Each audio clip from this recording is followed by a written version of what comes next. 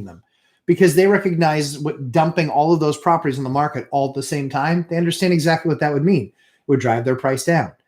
And again, everyone can sit there and say, well, we wouldn't buy a Zillow hand. We wouldn't buy a Zillow hand. Let's not buy a Zillow hand, a Zillow home. Guys, again, at the end of the day, somebody's going to buy that property. Somebody's going to buy that property when it gets cheap enough. So the nice thing is that as far as I know, it was all single family homes. No duplexes, no tris, no quads. This again is what helps keep things kind of out of the equation, if you will. So the reason I say that is because for months I have been touting that by far the best investment, I believe, is 2s, 3s, and 4s. I think that will remain the case for the next few years because I think that there's going to be some first-time homebuyer programs. I think that the Generation Z or Generation Millennial that's finally starting to look at this now is actually saying, you know what, I'm going to buy smarter this time. I'm going to do something different because I want a different result than everybody else. I don't want to be house poor. I want to have income. I don't want to work until I'm 65. Everybody's much more aware of the FIRE movement and not spending every last dime. There are certainly plenty of people that spend every last dime, but there's a lot of people that don't too now. And there isn't that much inventory of those 2s, 3s, and 4s. In fact, a lot of cities have very, very little inventory of that type of an asset. So what I think is really cool about that is I think there's going to be first-time homebuyer programs.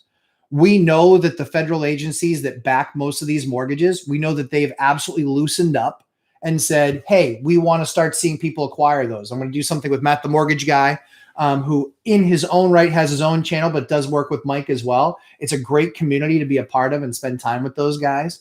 So what I think is really cool actually is that in spending time with them and having that conversation, I think we're supposed to talk. In fact, I think it's this week. I have to look at the calendar because I live my life by my calendar right now. But so I think we're supposed to talk this week. But when we do have that conversation, what's going to be really neat about it is he's going to talk about a lot of the programs that are devised specifically for dupes, tris, and quads. Those are what's called small residential multifamily because they're multiple family, they're small, but they also qualify as residential because they're 4 units and fewer. As soon as you go to 5, it doesn't matter where you are, it doesn't matter who your lender is. As soon as you go to 5 units in a building, that is now considered commercial. It has a completely different debt structure. It has a completely different appraisal way of being appraised. Appraisals I can tell you are about, so I just paid $1,100 for a 3-unit appraisal. I had a 5-unit appraisal. I had a 5-unit appraisal that cost me $4,000. 5 units, $4,000. The other one was 3 units and it was $1,200. So $400 per unit on one side, almost $1,000 a unit on the other side. So there's a massive difference there in the structure, how things get done, how that works. But yeah, so those are just some of the things that I wanted to kind of talk about today. Certainly the Zillow thing, again, it's one day of inventory, guys. Do not be freaking out and do not be waiting thinking you're going to get this amazing deal. It's math. And they're, I'm sure, going to find some investors that are willing to buy swaths or sections or tranches. That's a famous word from the 08 crash. It basically just means section of. But there are going to be plenty of people buying sections of those things. I wouldn't be surprised if a lot of them don't go to market. So, don't be surprised if that happens. And then the other stuff that we'll talk about too is, like I said, the upcoming stuff this week with Matt, the mortgage guy, talking about, specifically about those small multifamily residential types of loans that people can get into. The government's now going to be incenting that. So they're going to be better programs. They're going to be lower down payments. There was one that I saw, which is like Home Care Now or something like that. And that was offering no credit score weight and 3% down. So I would be tracking every one of those deals that closes because likely that is going to be a property that gets foreclosed upon within the next few years. Almost guaranteed. That is the crap that hit the market in 8, 9, and 10. That is what blew up the market was the flexible rate mortgages. but also the what are called ninja loans. No income, no job, no assets. Those were ninja loans. No income, no job, no assets. So they wouldn't check that stuff. You could literally get it by just signing your name. That's why people were getting in trouble with those homes, was because they were able to afford the payment, the teaser rate payment, but no one could afford the rate, or very few could afford that rate of payment. The rate of default of those loans was off the charts. Off the charts. So look at bad loan products is usually the best indicator of what is going to then come in the coming years, right? That fed a massive bubble, that fed massive prices. This time around was far more natural, it was far more supply demand, because we've been underbuilding for over a decade. We have been underbuilding the number of homes needed just based on population growth. We've been underbuilding the number of homes needed. So that's why we ended up in the position that we did, where there was a shortage, and then it just kept on draining on inventory, and then boom, it flipped the switch. And a lot of people finally, with everything that happened with COVID, you guys saw everything drastically accelerate. And so I don't think we're coming for this big, huge, hard crash unless the Fed not only tapers, but raises rates very quickly. But I think still now, and this was in the title and then in the description of this live cast, you need to evaluate the deal as it sits today. That's still the goal. Evaluate the deal as it sits today. Can it make money? Will it generate rental income? What is a typical deal in your market? And then how much better of a deal is this? People that are buying great deals now will, by and large, be very safe moving forward. It's not 100%, because if it was 100%, the banks and the hedge funds would not bother doing anything else if it was 100%. They are cyclical investors. And they get into things that they say, hey, you know what? This is a 30-year cycle. This is a 5-year cycle, whatever. Listen, I'm a pretty sharp guy.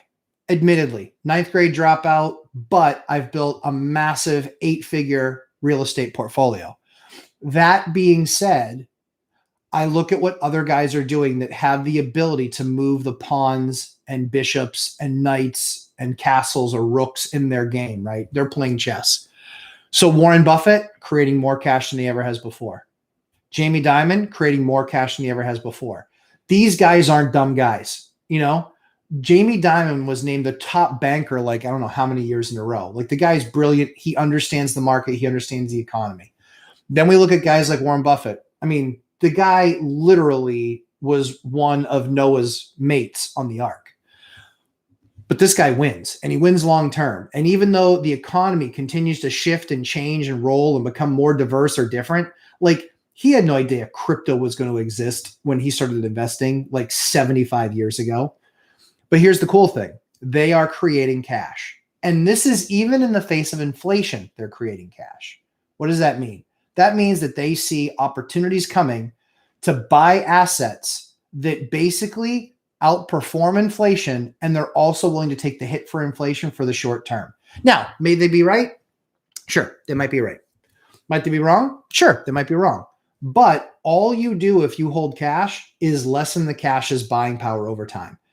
So for us, for me, I know Mike, we are both talking our book now. In fact, I know Dion too, even though he's had to succumb to peer pressure.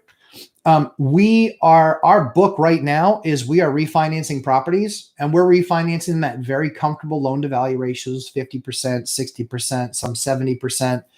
We are refinancing our loan portfolio, or our portfolios, our investment portfolios for real estate.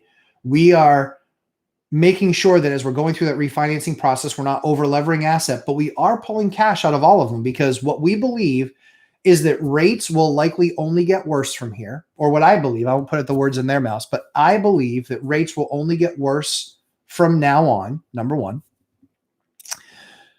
Number two is I think prices will still continue to creep up and inflate.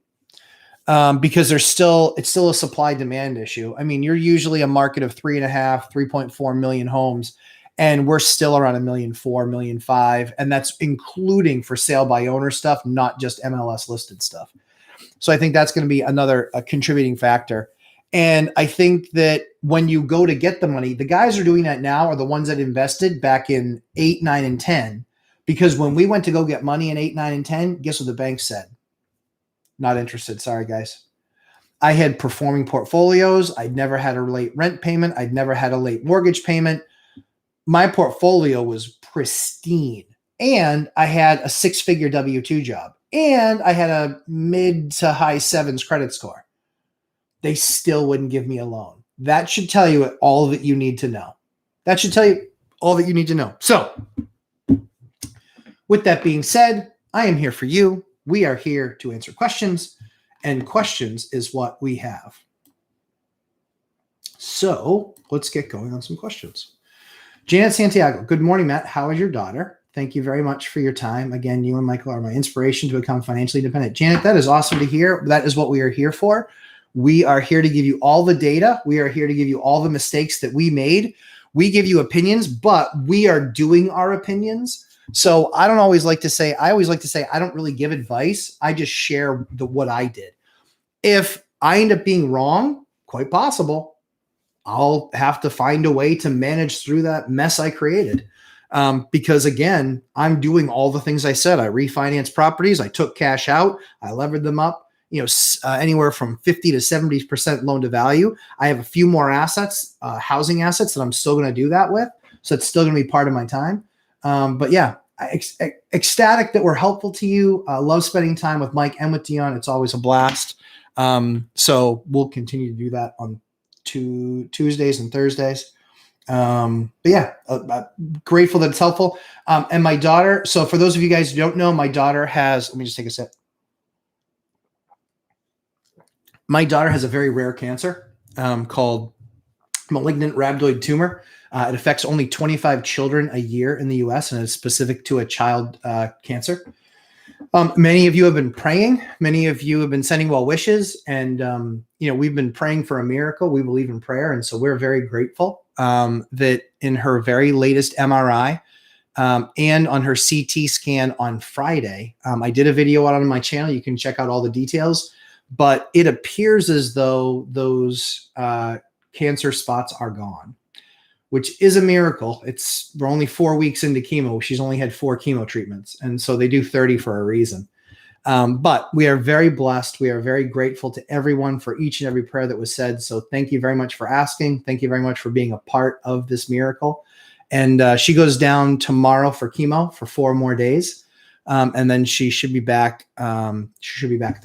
Thursday night or Friday morning. So thank you very much for asking, Janet. We appreciate all your prayers, all your best wishes, all your well wishes. I know that my wife, often we have to split up because I stay home with the 3 and the 2-year-old, and she goes down with the baby because the baby needs her, still nursing.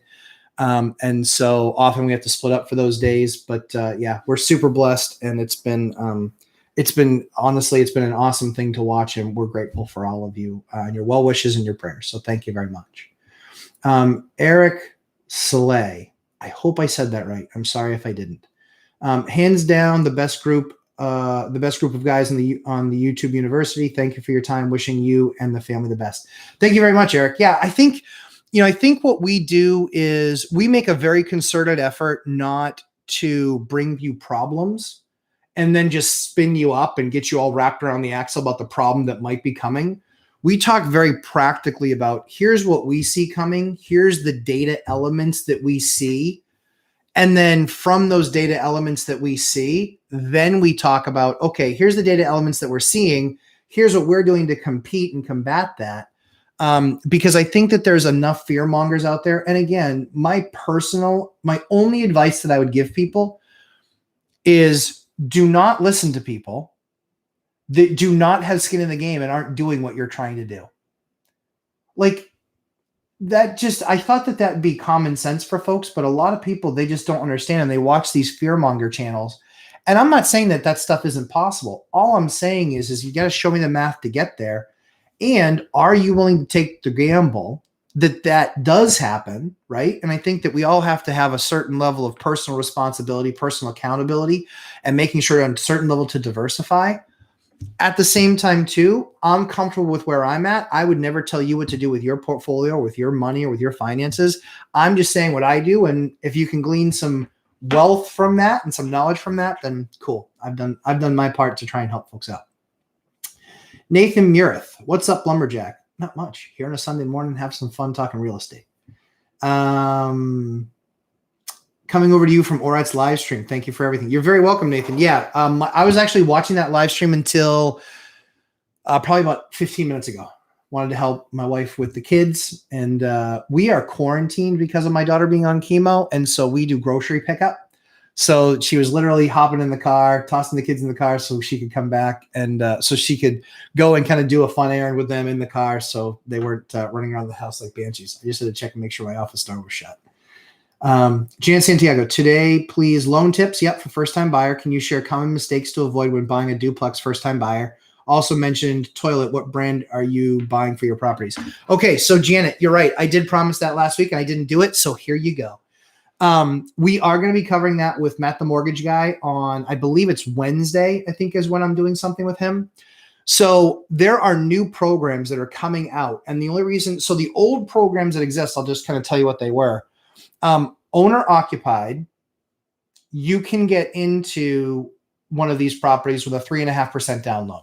FHA, so owner occupied, FHA, 3.5% down loan, you can get into that property, whether it's a 2, a 3, or a 4. I just helped a student. He bought a 4-unit, okay? It was a 4-unit, FHA loan, 3.5% down, owner occupied.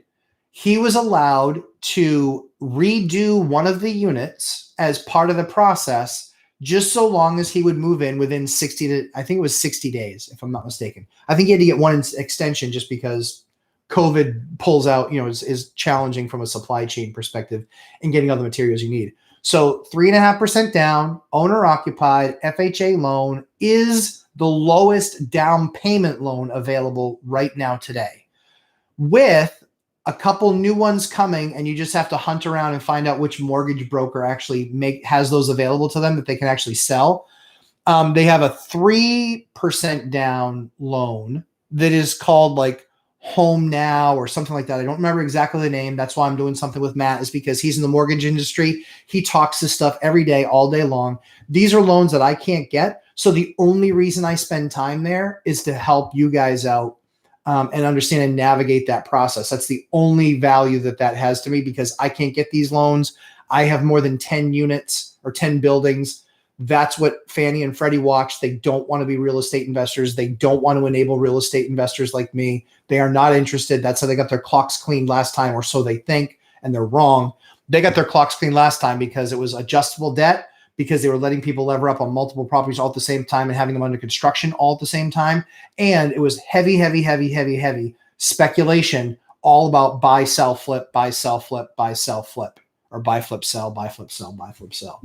So that is not something that's occurring nearly as much in this market. It certainly is occurring, but not nearly to the tune that it was then.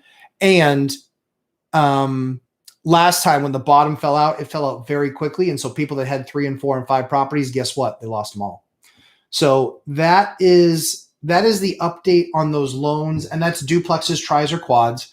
What I love about a duplex, and most people don't know this, a duplex follows the same rules as a single family home, largely speaking.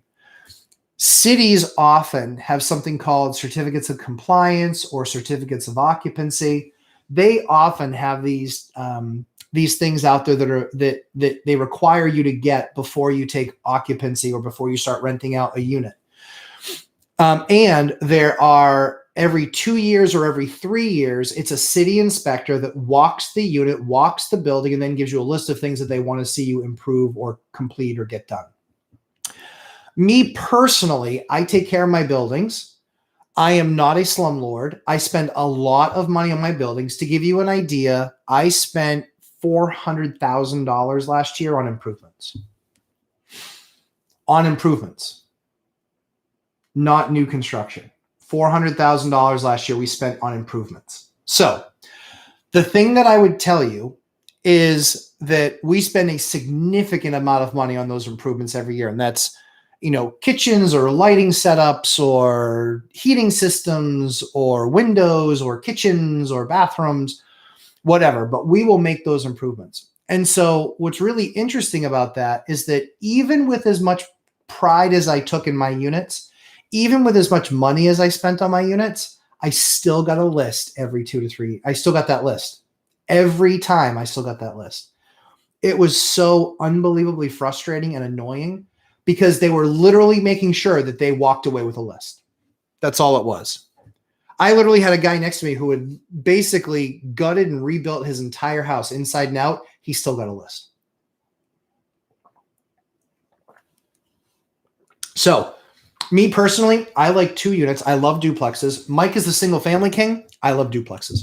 I'd say 75% of my 75% of my buildings are duplexes. I love them. Love them, love them, love them. Love duplexes. Love them. Wish I had more 4s, but 4s are tough. 4s are tough to find. But yeah, duplexes, I've got a ton of them. Love them. They follow almost all the same rules as a residential loan. And the rents are usually higher. You can usually get people that are moving from a higher density multifamily situation, like either 30 apartments in a complex or 100 apartments in a complex, or even a 4-plex. They're happy to go to a duplex where it's only one other neighbor. And I'm kind of a goofball about that. I always tell them exactly who the neighbor is. Not, this is their name and all that stuff, but hey, this is who they are. They work this type of a job. They work this type of a shift. They have 2 young kids. And I just let them know that. And then if they're like, yeah, I still want to apply. Okay, cool. Sounds good. But I let them know up front. Then if they send me a text saying, oh, it's brutal. The kids are up at 6 a.m. making noise and I don't have to be up until 8. I told you there were young kids up there. Like, sorry, I'll send them a text, but like, they're going to be loud. They're young kids and it's 6 a.m. Way it goes. I know my kids wake up from between 5:30 and 5:30 and 8 o'clock in the morning, and they have a consistent bedtime. It's amazing how children work. So, the toilet, I'm almost positive. I have to double check. Give me just 1 second here. I will look that up on my last plumbing invoice.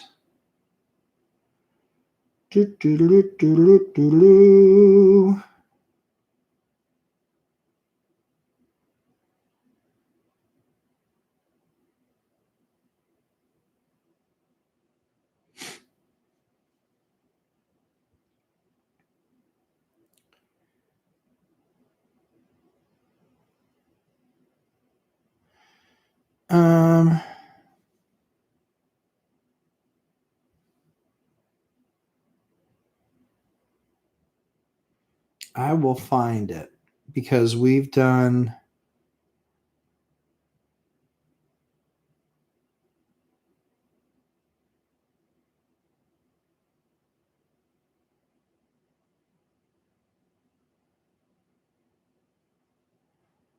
Let's see.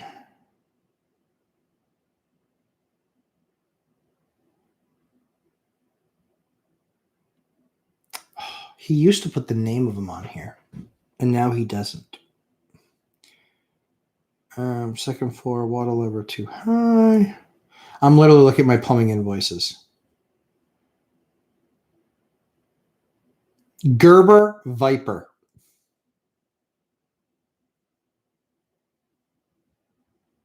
Gerber Viper.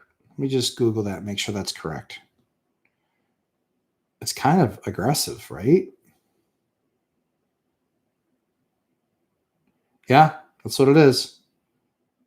The Gerber Viper.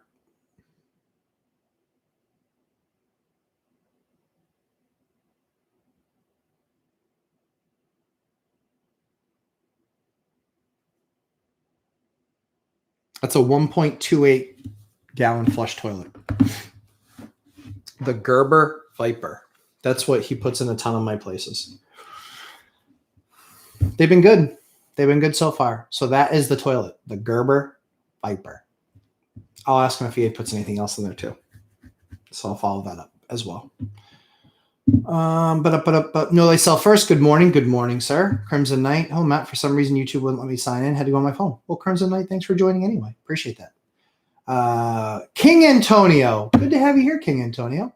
Your amigos sent me to crash your channel. Well, come on over. Come on in. No code on. No, Don. Good morning. Got my flooring samples. OMG, what a difference. Right? Like, I'm telling you guys, that stuff is pisser. Give me 1 second. So what Dawn is talking about, everybody, button, who's got the button? What Dawn is talking about is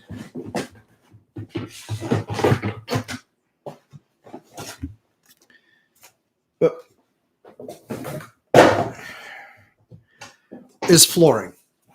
So these guys are not paid sponsors, but anytime I find good product that they take care of me, I always mention them. I always drop them a line and say, hey, these guys are good. This is their commercial 9-inch stuff. This is American Flooring Corporation. American Flooring Corporation. American Flooring Corporation. You can reach, this is actually a principal in the company, but so he might send you to the website to fill out and say which samples you want, but he's worked out a deal for folks where he will actually not charge you for samples. So go to the website, pick out whatever, 10, 12 samples. This is literally what I get. So they sent me a bunch of these. This is the 9-inch commercial. This is the 7-inch stuff. They have about 20 something variations of flooring. I don't do light browns or even dark browns. This is, I need a gray with a brown, if you will. But American Flooring Corporation, Marty the flooring guy, 725-212-8610, 725-212-8610. It's the 29-minute mark, 26-minute mark of our live stream. Again, 26-minute mark of our live stream. But American Flooring Corporation, Marty the flooring guy, 725-212-8610. They've done a really, really, really good job of managing through COVID supply chain issues.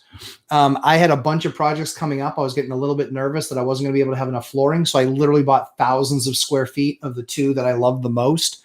My guys have now been installing that since July. So July, August, September, October, November. So just beginning part of November. So about 5 months. So our first project was in July. Product was awesome. Has performed super well. The installers loved installing it. They said it was good quality product, easy to work with, easy to use. So again, American Flooring Corporation, these guys are just treating me right. Marty's treated me right. They're not sponsors. But yeah, I mean, again, stuff is really, really, really good. And price-wise, it kicks the doors off of the other stuff that's in the market. For the same quality, I'm spending about $1 to $1.50 less a square foot.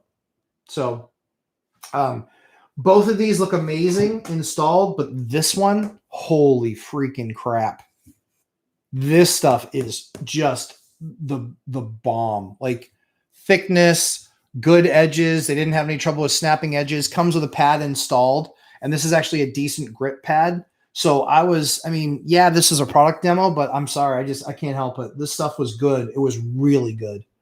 My guys, my flooring guys, honestly, they're nice guys, but man, will they bitch if I give them bad flooring. They do. They will just torture me about the bad flooring. They're just like, well, we're not going to install that again. Oh, freaking hell. And literally I crossed off my list. I don't buy it anymore. Even if it looks good, because I care about them installing it and I care about it being good quality product long-term. So this stuff has passed the scratch test. It's passed the durability test for, like I said, 5 months now. Kids on it. Like, we have not had one issue with it. And we're putting that stuff in homes that are 150 years old. The house that we just redid, I think, was 1872 or something like that. So it's just under 150 years old. Good product. American Flooring Corporation, Marty the flooring guy. Reach out to him. 725-212-8610. If you go to their website, just make sure you talk to Marty. I like websites and all, but just make sure you talk to Marty. But for you landlords out there, like I said, I'm not getting paid. They're not paid. They're not paying me to say this stuff. But they are, yeah, they're awesome. They're awesome. They're not a sponsor of the show or anything. I want to kind of get them as a sponsor of the show because, quite frankly, I want great products to continue out to folks. And for those of you who don't know, I'm also working on the kitchen side of things. Oh, kitchen side of things, brutal. I had one back and forth with them, and they were like, yeah, if you buy $50,000 worth of cabinets, we'll do 1% off. And I told him, I was like, so obviously for you guys, I don't want to buy 50 grand worth of cabinets and then I don't want to be in the cabinet business. I just want to pass on a good name, but I want them to do something for you guys. Because quite frankly, there's 3 good names that I use. And so I'm talking to all 3 of them because all 3 of them we use, and it really is based on lead time. One of them we talked to last week and they said their lead time was 4 weeks. So we called another one. They said it was 2. I took the one that was 2. Because their pricing, largely speaking, their quality, largely speaking, is about the same. Their whites, believe it or not, are different colors. If that was such a thing, white can be a different color. So it's kind of crazy. But yeah, lots doing there.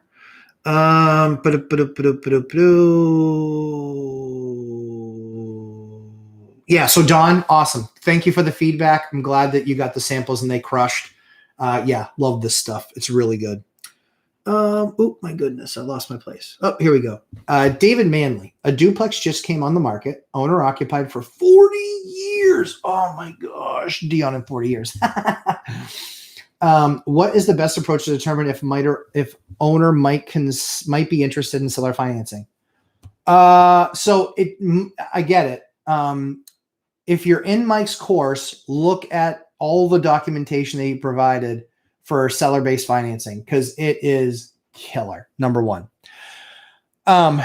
Number 2, the fastest way to know is if you look up the deed and see when that deed was recorded. There also should be a mortgage recorded.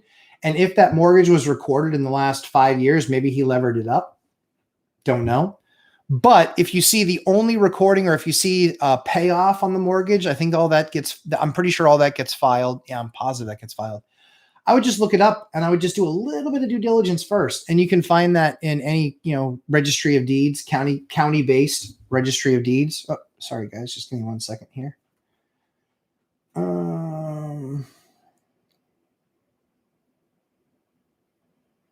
Cool.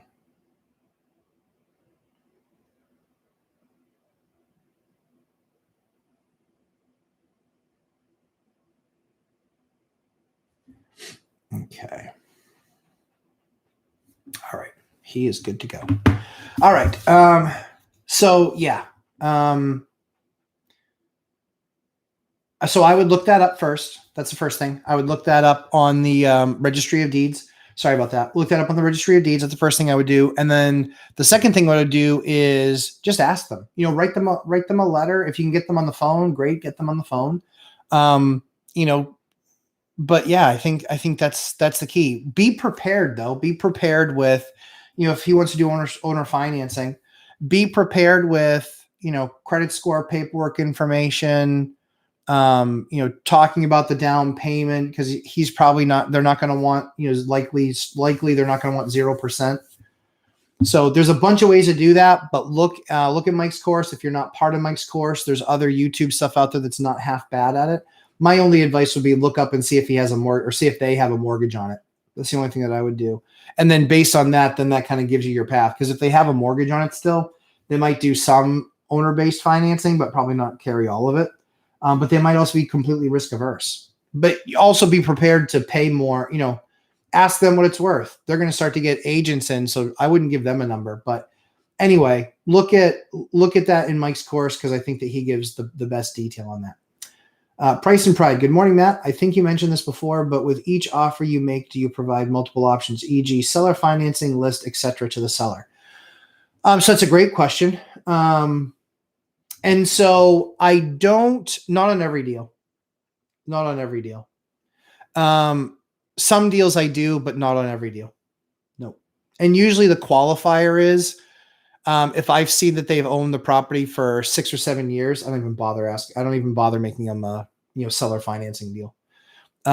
We can talk about, if I feel like it's going to be competitive, I will offer them a cash deal, but I offer it with a cash deal with like a 45-day term. And then if they come back and say, we want 30 days, then I'll talk to my bank and see if they can do 30 days, and I won't do cash. But those are all kind of knobs and levers. So I don't offer it on every deal, but yes, I do offer multiple options, typically on one single deal. Is actually what I usually ask, to be brutally honest, is I I tell my agent, you need to ask them what are the top 3 most important things for their seller. Is it they don't want to be doing this for a long time? They want to close quickly. They want a cash offer. They want no inspections. They want the highest number. I asked them what they want from me. So this is where my reverse offer strategy comes in. We had multiple multi-units go off the market in the last week, and all of them went for over ask. So there's still people letting their friends sell their real estate. Such a bad mistake. They were so off the mark on what they priced those things for.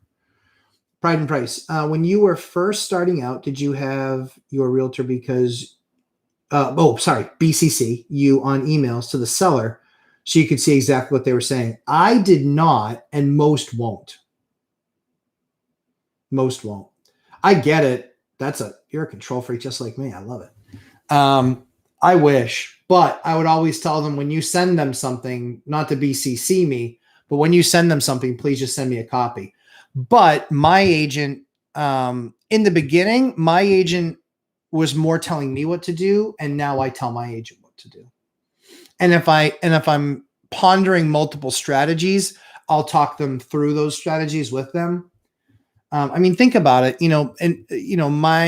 so I've closed deals with, I think, a couple directly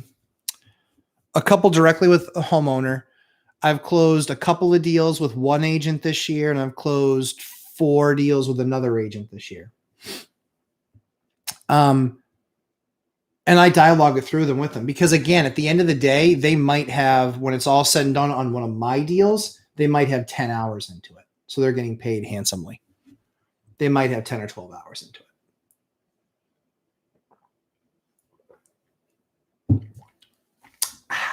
That's just water. Good old well agua. So that answers that question. And so, now I'm far more involved. If one rental at a time had existed. So the reason why I love Mike is because he really kind of made into process exactly what he did. And we are very well aligned for kind of what we do. The only place that we really kind of differed was I was self-managing, and he was doing it through a property manager. He had explosive growth before I did, because he was smart and said, this is what I'm good at. This is my superpower of creating opportunity. And for me, I started younger, was doing house hacking. And so every single time I did a deal, it was because I was moving into it.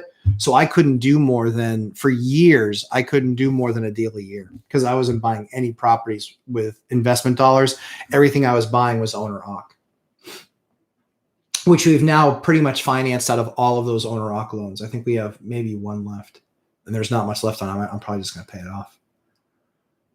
Crimson Knight. So I'm closing on Friday on a duplex in Manchester. Congratulations.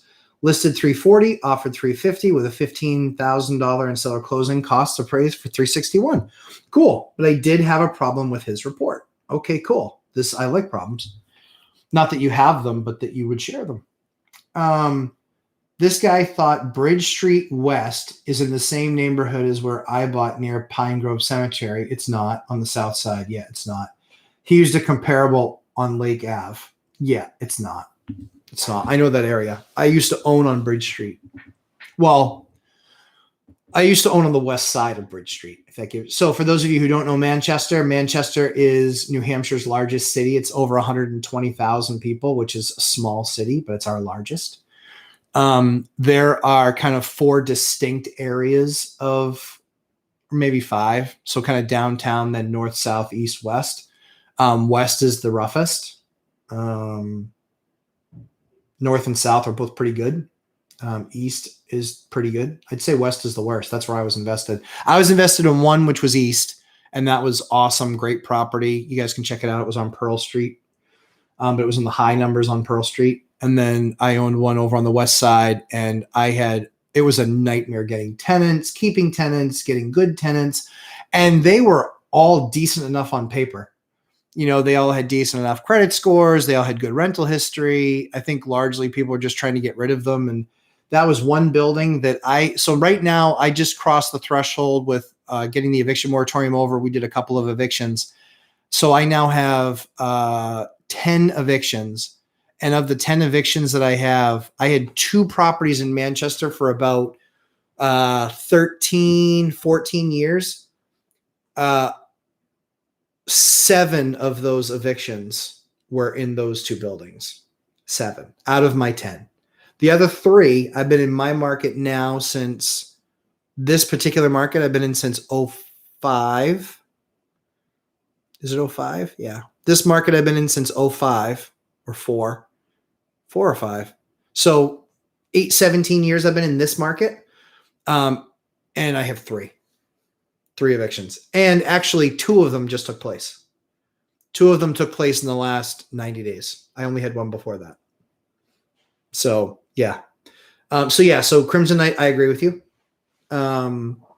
It's not comparable. Where's the appraiser from? Because if they're from Bedford, that's embarrassing. But if they're from Mass, it's not. They don't know what they're doing. So, Eric Soleil, question. Cool. Dwight Schrute, question. What do you think about the Fed programs coming out with low to no down payment and no credit score to extremely low credit qualified to get a home? It's going to do 2 things.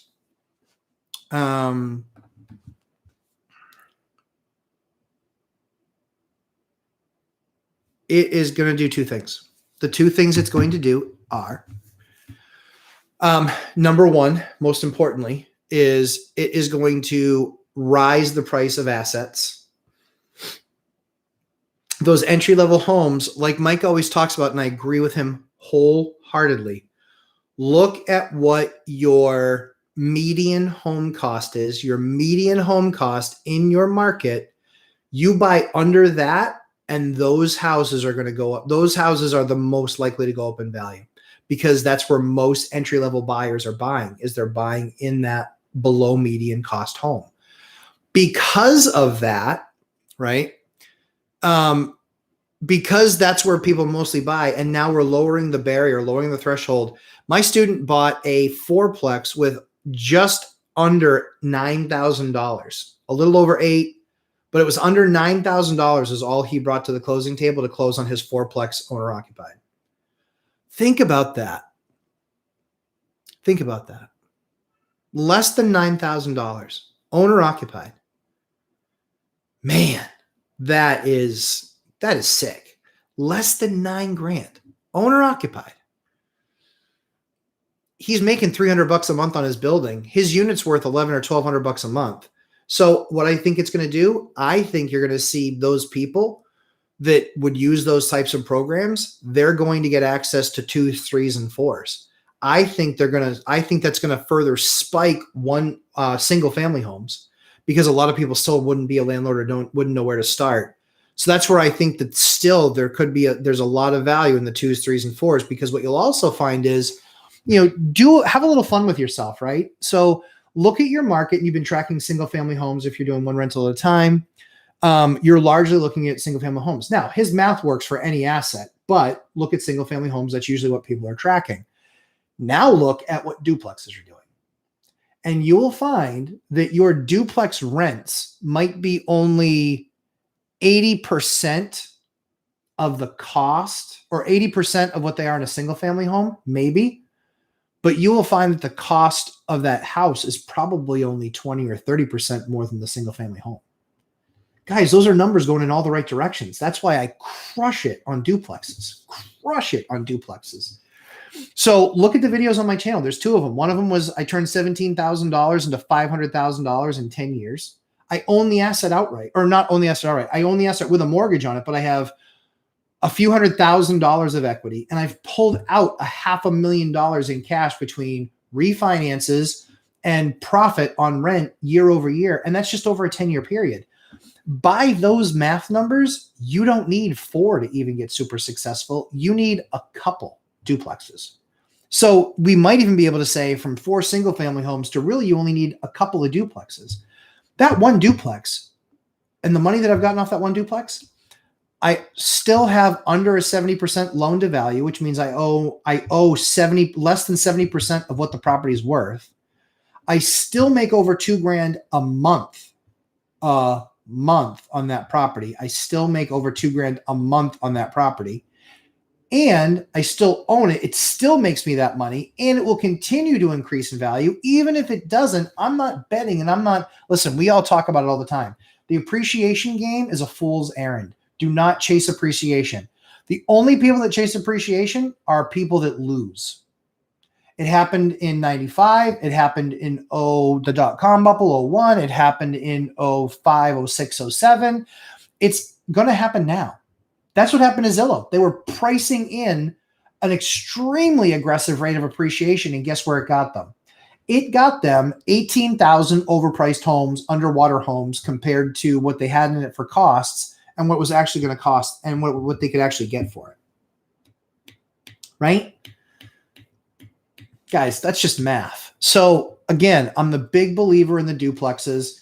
I'm a big believer in the multifamily 2, 3, 4. Owner occupied. That's how people get rich, just by living their lives, just by living your life. You just came from a 4-unit apartment anyway, or you came from a 3-unit apartment anyway. Who cares? Now you're the landlord. Yeah, you have to have a plumber, and you have to have an electrician. You have to look that up and, look at Angie's List and things like that and understand how to address problems. But again, you live there a year, 2 years, 3 years. We lived in one. I think the longest we ever lived in one was 3.5 years. I think was the longest. That's why the numbers changed, where we lived in 9 different buildings over a 13-year period. That's where that number changed, is because we ended up not doing 1 year in that place. We ended up doing 3.5, because I was like, you know what? We're getting ready to have a baby. We're trying to have a baby. And then when we finally got pregnant, it was kind of like, okay, now we need to buy a single family home, because that's what I told her we would do, my wife, because it was like, okay, now this is a good line of demarcation for us. Now we can buy a single family home. But I think at that point, I don't know exactly how many units we have. I probably have to look at that. I think at that time we probably had probably 40, if I had to guess, 40 or 50. I have to look at it. I have to do the timeline. That's the biggest thing I got to do. That's what I got to really sit down and do. I got to do a timeline. That's a good idea. Timeline. My kids stole my book, and I brought it back in here, but they have seen it now. Oh, here's a pen. But they've seen it now once as theirs. So I think that means that it's now officially theirs, right? All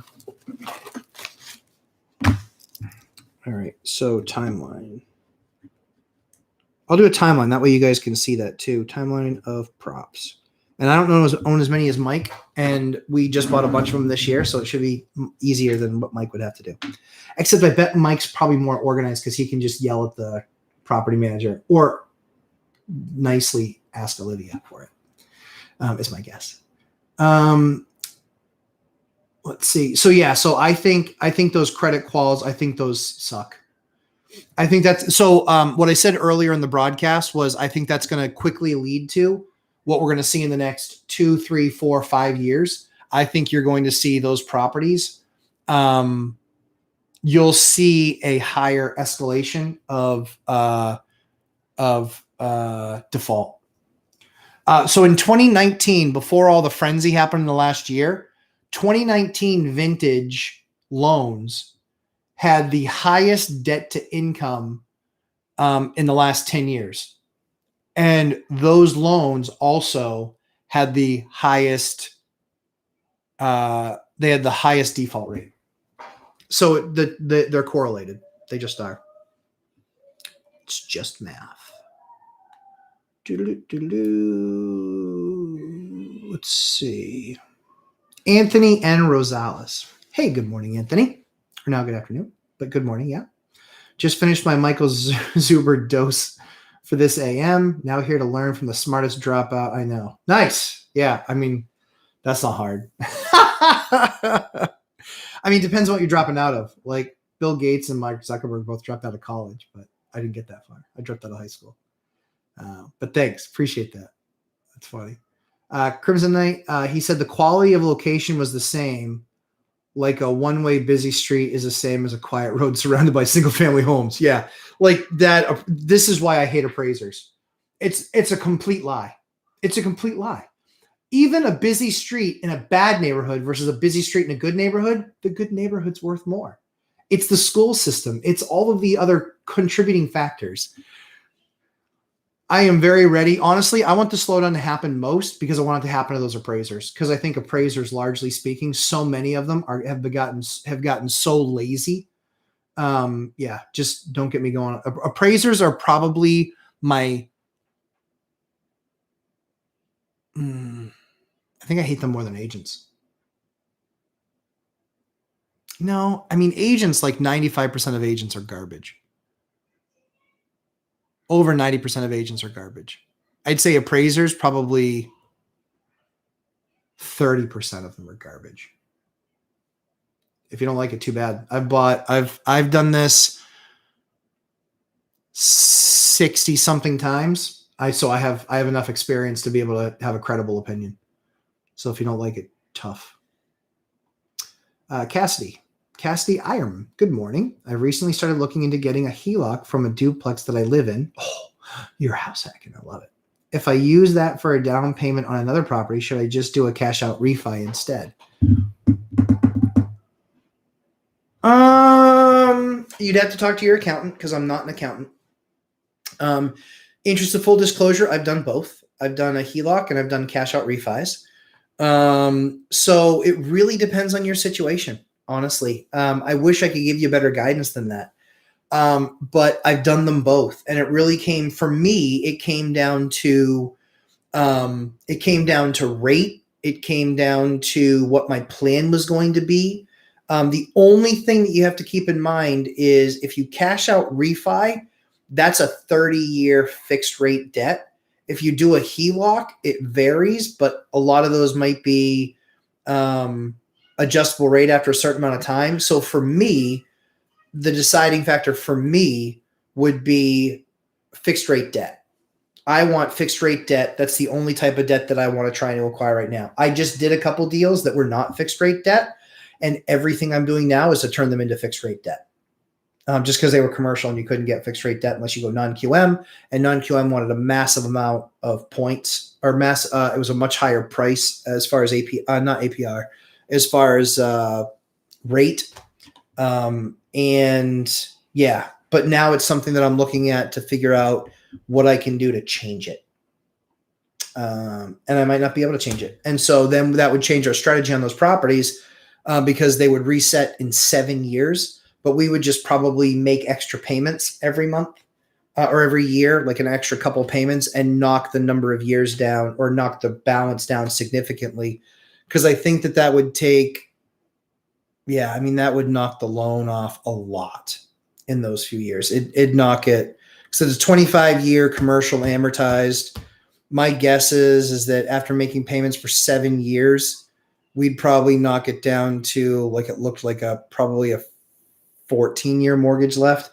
So then we'd have a much more palatable number to refinance. So that hopefully that answers your question. I'm going fixed rate and term.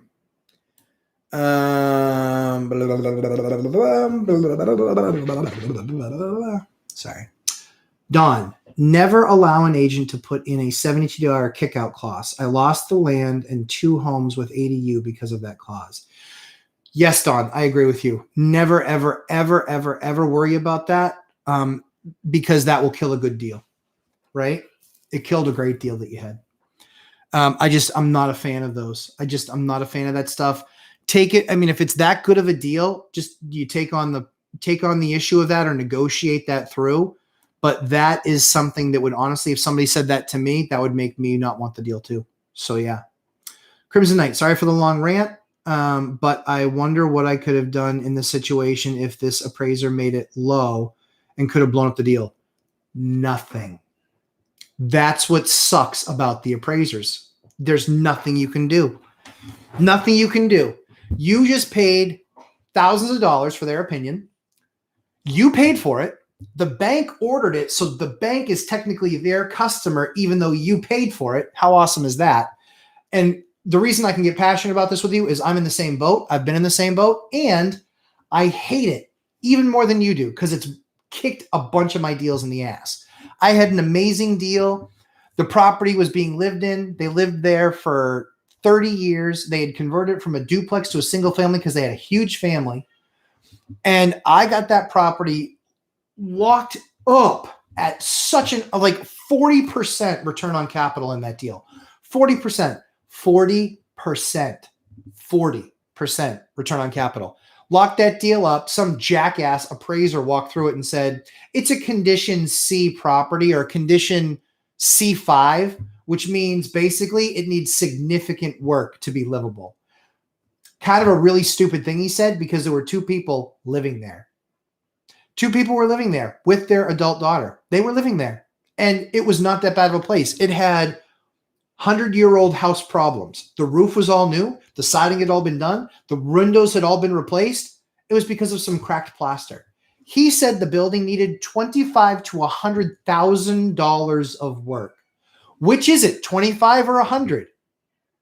Give me a 25K to 35K range. If you say 25 to 100, it's because you suck at what you do. You suck at it and have no clue what you're talking about. So I will continue this rant on appraisers because I think largely they suck. I think they're completely overrated, and I think that they have a bad model for what they do, and they've gotten fat, dumb, and lazy. That's what I think, because I have had so many appraisal issues this year, and it wasn't because did they just get stupid? No, I think I'm finding it more because of more frequency, but I have a huge problem with appraisers. I know what their job is. They have to find comps. Comps is short for comparables. They have to find like assets.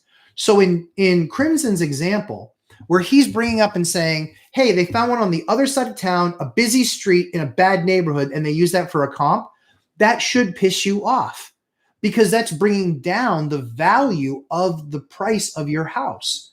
What Don's saving even further is he paid whatever it was, $350 or something like that for his house, and it appraised for $361.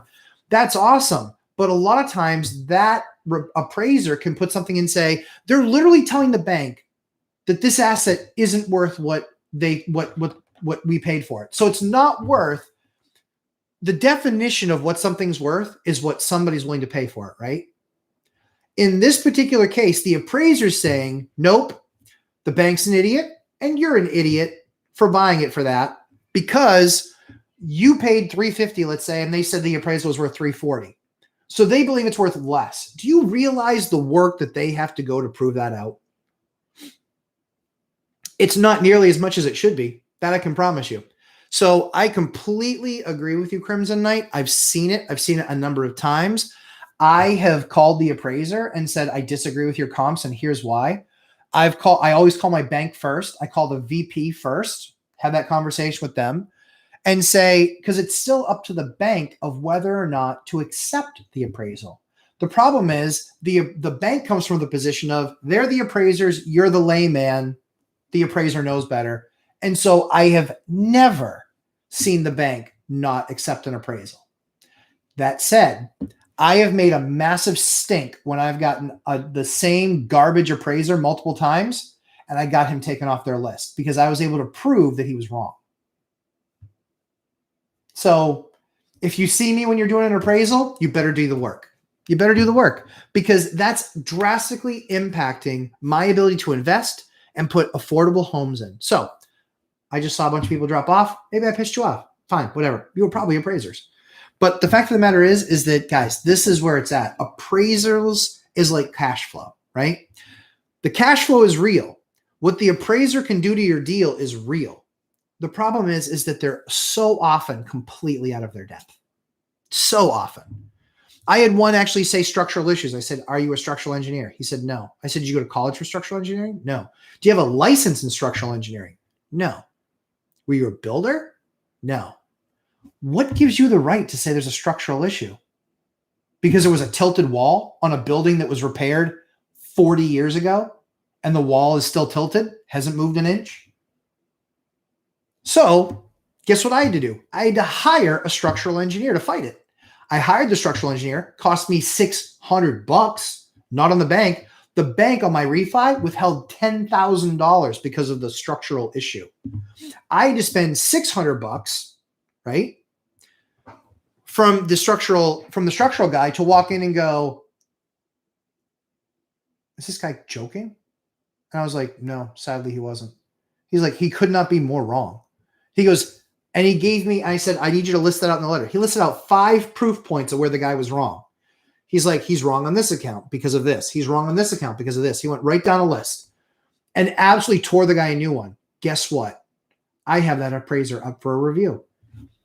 Don't be haphazard in how you're doing your job. Because you know how much he got paid for that appraisal? $4,300. I paid him $4,300 to do that appraisal.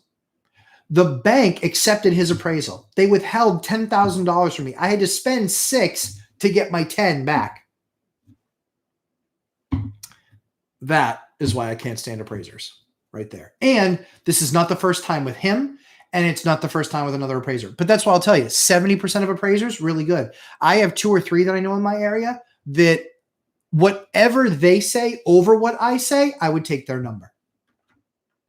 So there's 3 guys that are 2 guys, 1 girl that are that good at what they do. I would take their number because I know that they do the research. I know they do the homework, and I know they do the comps, and they do them the right way. They give a fair and accurate comp, and it takes them more time, I'm sure, but they do a better job. And so those 3 guys, I would take their number. So Crimson Knight, totally agree with you. He could have blown up the deal, and there's nothing you can do about it. You'd have been sunk. Way it goes. One rental at a time, making an appearance. Mike Zuber, thanks so much. Thanks for all you do. Mike, thanks for all you do. Mike was up earlier. Mike was online earlier than I was, and he was crushing on his daily financial news, which is fantastic. So yeah, Mike, thank you for all you do. Mike does way more than me. I give up I invest probably about 6 or 7 hours a week, maybe 8 hours, probably 8 hours a week. And Mike gives a lot. Mike gives a lot. So I'm grateful for Mike. I'm grateful for the opportunity to have met him and do stuff with him. It's a blast. He's truly a friend now. It's kind of funny, but yeah, he's a friend. I definitely bounce stuff off him. He's a great guy. Matthew Paris. Hello, Matthew Paris. Price and Pride. Gerber is a little ugly, but I guess it does the job. I want a Toto. I mean, it's a toilet, bro. Here's the one thing I care about a toilet. It works. And second is it's comfortable. And third is how it looks. I know they're comfortable. I don't have them in my house because I didn't build my house. But if I had to swap, I would do with those. Don, 17 people need the thumbs up. Hey, thanks, Don. Appreciate that. Yeah, I agree. Guys, this is quality. Matthew Paris, ditto on the floors. Oh, good. These things actually lock together like real laminate. Yes. Yes. Not the press down crap lips. Yes. Traditional LVP has. Yes. Yep. Night and day on installation. Oh, but it does chip. Interesting. Blade. The blade that you're using on the saw. When the blade gets tired, that's the first sign that we've gotten when the blade is getting tired. And the LVP goes through more blades unless you're using a specific LVP blade. So try that out. Be careful. Be careful when opening with the box. Be careful with the boxes. Hey, if you have a box that's damaged, just call them up. So when I ordered one of my orders was like 5,000 feet, I think. So I got pallets of it. And one of them got smashed, one of the pallets on the edge. And so I took pictures of all the boxes, and they didn't nickel and dime me. They were awesome. I took pictures of all the boxes and I sent them to them. And then they worked with the carrier to have a different carrier drop off replacements that I didn't pay for. I didn't pay for shipping. I didn't pay for the product. No restocking fee, none of that stuff. And they didn't ask me to ship back the old stuff either. I mean, granted, it was, some of it was pretty damaged. Some of it was a little bit damaged. Some of it was a lot of bit damaged, but we could still cut some pieces out of there, like remnant. But yeah, they didn't ask me to send it back.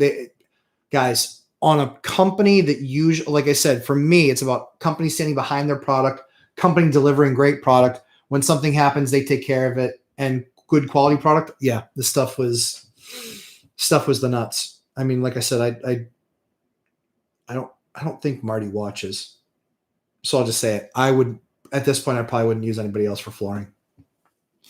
We're putting together another massive order, absolutely massive order. So yeah, if you had an issue, I would report it to him for sure. Definitely. ML, looking for house with a basement to turn into a bedroom. What kind of basement should I be looking for? I heard that many homes built with a basement should not be converted. I don't know about should not be converted. So the best basements, the ones with the best basement apartments, are ones that are built kind of into the land in the front of the house. But in the back of the house, it's kind of like a sloping lot. And so in the front of the land, you might have, a foot of concrete exposed, but in the back, you might have 4 feet of concrete exposed, because then you can actually, excavate out a tunnel, if you will, or not a tunnel, but excavate out a walkway and put a door there. And then you have a walkout. Those are the best basement apartments, is a walkout, because you have to have multiple forms of egress. Multiple forms of egress means, if there's a fire, you need 2 ways to get out, or another way to get out. So if there's one, so the one is if there's access to get out the front way, or 2 is if there's a doorway the second way. So the key is bedroom or windows. So every bedroom window has to have a form of egress. And so that's what you want to watch for. That's what you want to watch for, is egress, fire code, safety code. So your best ones are ones that are built into a hill, like kind of the front of the house is built into a hill and the back is open. That is the best house with a basement that allows for a basement apartment. So that's the best one.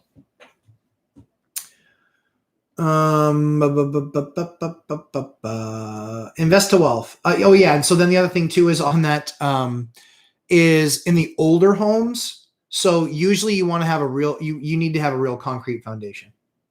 Yep. It would be a month of Sundays of work to excavate an old granite block foundation with brick on top of the old granite block, dig all that out, waterproof it all, close it all off. I still think you get leaks. I don't know that for a fact. And these ceiling companies, I'm not blaming anybody in particular, but man, those things are porous as hell. Like, they are just porous. But they're on almost all of our homes here. So the only thing that I would consider it on is if it were a new, they do what's called weep. They weep water in almost all of them. So the only thing that I would do is I would make sure it's a newer concrete foundation and maybe waterproofed or something to that end. That's probably what I would do. And probably, in all honesty, I think I want to say to waterproof a typical foundation, to like excavate around it and waterproof around it, I want to say is usually like $7,000 to $10,000 or $12,000. I would do that because the cost of replacing sheetrock or anything else, you'll also use, if you frame out your basement, don't go with the basement system. I'm not a fan of those. I think they're way too expensive. I think you're better off putting in the special blue 2x4s for weatherproofing. I think you're better off putting those in and then, finishing it off with, and I would go the more expensive sheetrock too, because it's only a couple bucks extra a sheet. I would use the antimicrobial. And then I would use an antimicrobial primer, so that way mold can't grow on anything. That's what I would do.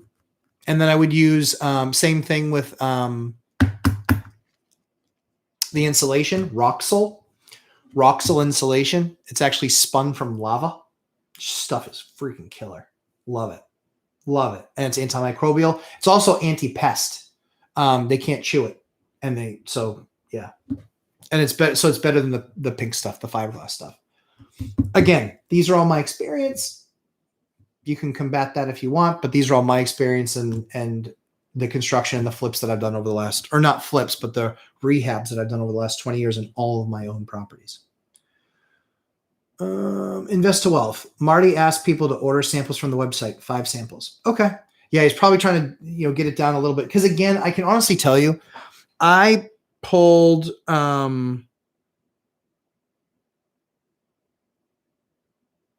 15. I shouldn't have pulled 15. That was me. That was my fault, guys. I shouldn't have pulled 15. Honestly, there were probably 5 or 6 because I got a bunch. Like this one we use.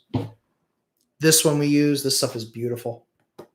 But I only ordered 2. And when I order again, I'm probably going to only order 2 and maybe a third color. So 5 should be plenty. 5 should be plenty. Yeah. Because the other 6 or 7 that I picked them just to pick them, and I'll never use that color. So I get that. I would do 5. I actually haven't talked to Marty in quite some time because I just asked him. I said, hey, I'm putting together an order. These are the things that I'm looking at. That was the last time I talked to him, and that was probably 3 weeks ago, maybe even 4 weeks ago. So probably maybe almost a month ago. I've literally only talked to him 5 times. So Andrew Wilkins. Hey, Matt, I'm looking for some advice. Okay. Getting a house, $240K for $80K. What the hell? I want one of those. Okay. $240K for $80K. Planning on using it for a short-term rental, STR. Okay. Should I mortgage the $80K or pay cash and cross collateral into a 10 unit that I plan to turn to 16? Holy crap. There is a ton of information there. I mean, perfectly described, but it could not be any more.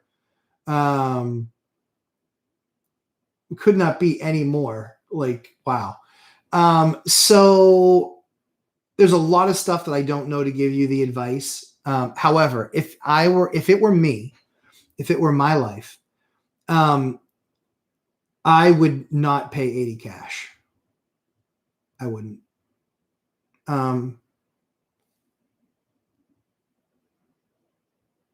Second thought.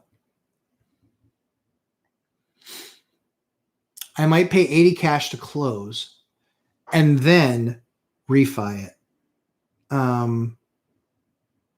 Or talk to a bank and say, I want to do I'm going to buy this for, I don't know. I'm not sure how you do that. Because I bought on the one the bank basically told me to pound sand on, I paid cash. I wrote a check. It was $160K. Wrote a check for that building. So I did the work to where it needed to do. It was a few $1,000. But while I was in there, I was just like, you know what? Might as well do kitchens. So I did kitchens, I did bath, did the floors. So I think I'll have like 25 grand in it. So I'll be into it for 185. It's probably going to appraise for 275. And I'm going to appraise out 70% loan to value. So 275, 27.5 times 3 is 37.5. 37.5. It's 60, 71. Yeah. So 71, 72.5. So 200. So I will cover all of my costs for the rehab, and I'll have a $200,000 mortgage on that property, and it will still cash flow at 40%. I don't know where a mosquito came from. It's freezing here. So yeah, to answer your question,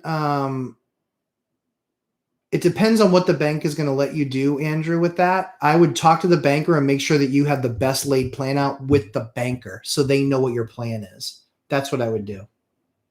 That's what I would do. That's what I would do. Yeah. Yep, that's what I would do. I would talk to the banker, find a banker that wants to do that deal because a 10 unit is a commercial deal. So you're going from a short-term rental house. And again, they might look at the short-term rental and say, well, you've never done it before, or you haven't done it in this house before. And so we want proof of that. And so they might give you a lower LTV, loan to value. When you talk to your bank, let me know what they say. I'm very interested. Because those are two different products. One of them is a resi product and one of them is a commercial product. So even if you have a bank that's doing both deals, it's two completely different apartments. And that's what I struggle with right now. I have a commercial lender who is spectacular. And on the residential side, I've been through 3 of their lenders. The one that I'm with now is by far the best one they have. And she's great, but my commercial lender is spectacular. Like, she's the best I've ever seen. And I've been doing this for 20 years. She is the best I've ever seen. Yep. So hopefully that answers the question, Andrew. I would go try and find out those things. I would want to know that stuff before I started moving around the pieces around the board. Jeremy Kirkwood. Good morning, Jeremy. Oh, I wasn't worried. I know you're here. You just got your first Airbnb guests in last night at $278 a night for 46 nights.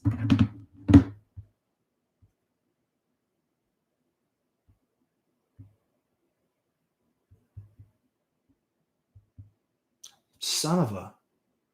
That's 13 G's. Wow.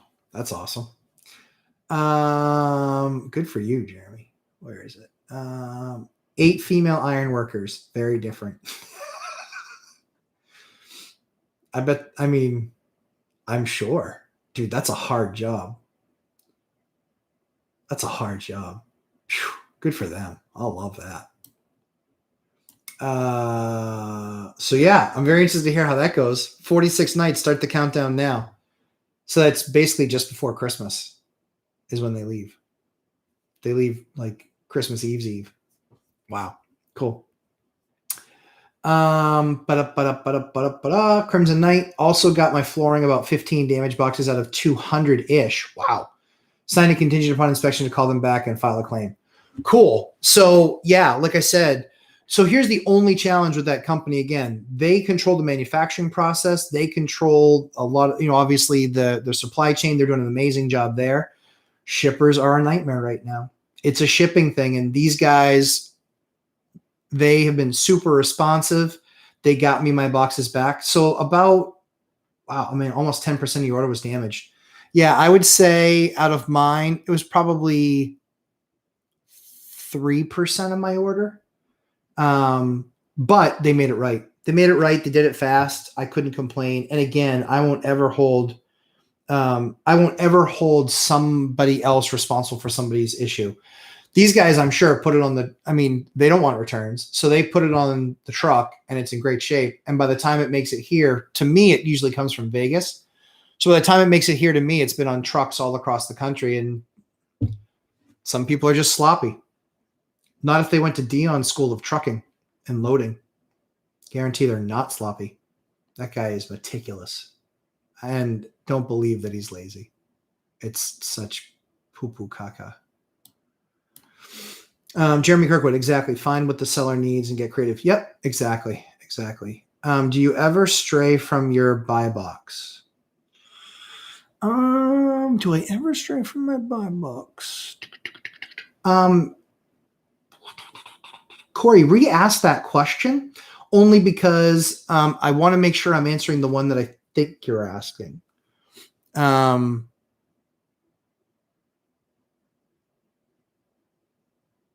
Yeah, re-ask that question because I definitely want to make sure I'm hitting it and nail it right.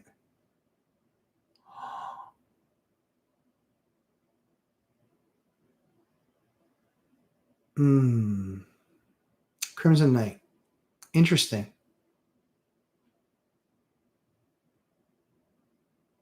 They're very well known.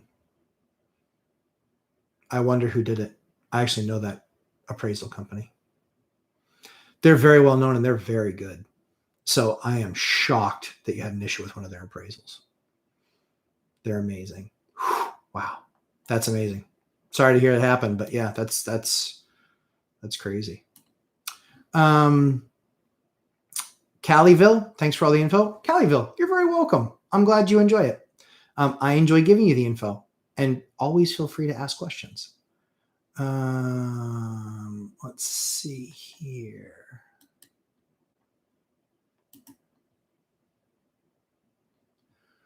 Ava, hi Matt. Great news on Eliana. Yes, thank you, Ava. I appreciate it. Yes, I'm very excited. Michael alerted us that your live stream was starting and says hi. Thanks for all you. Oh, thank you. You're very welcome. You had a really good question yesterday about Alibaba, and the Chinese market. And yes, I agree. I think that there's going to be a lot of, that was one of the things that Michael and I talked about on Friday, was I believe we both believe, I know I believe that with our borders opening, there's going to be a ton of foreign investment coming into our area, a lot. And so the cities, I think that people are now starting to get a real picture of what communism is, because I think a lot of people forgot, believe it or not. I think a lot of people wanted to believe that freedom would become a thing for China, and I don't think it's going to be. And I think that the communist regime really squeezed, and I think that the most unsafe dollars in China are US dollars. So if you're a US company or a US investor somehow in China, I think that that's very unsafe, because they are very exclusionary and have no problem wielding the iron hand of communism. So I agree with you. I thought that was a good insight and a great question. And you're very welcome for all I do. I appreciate you guys watching. It gives me something fun to do and get away from the rat race.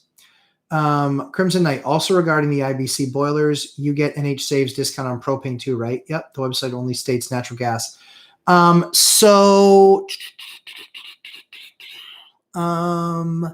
Did I do one of those in propane yet? That's natural. Those are natural. I don't know, actually. I don't know, Crimson Knight. I don't know if they do that for propane too. I don't know. I would be surprised if they did, because I'm pretty sure NH Saves gets backed by like Unitil and Eversource. So I don't think you would. I would think it might only be natural gas, now that I think about it. Yeah, I would call and ask.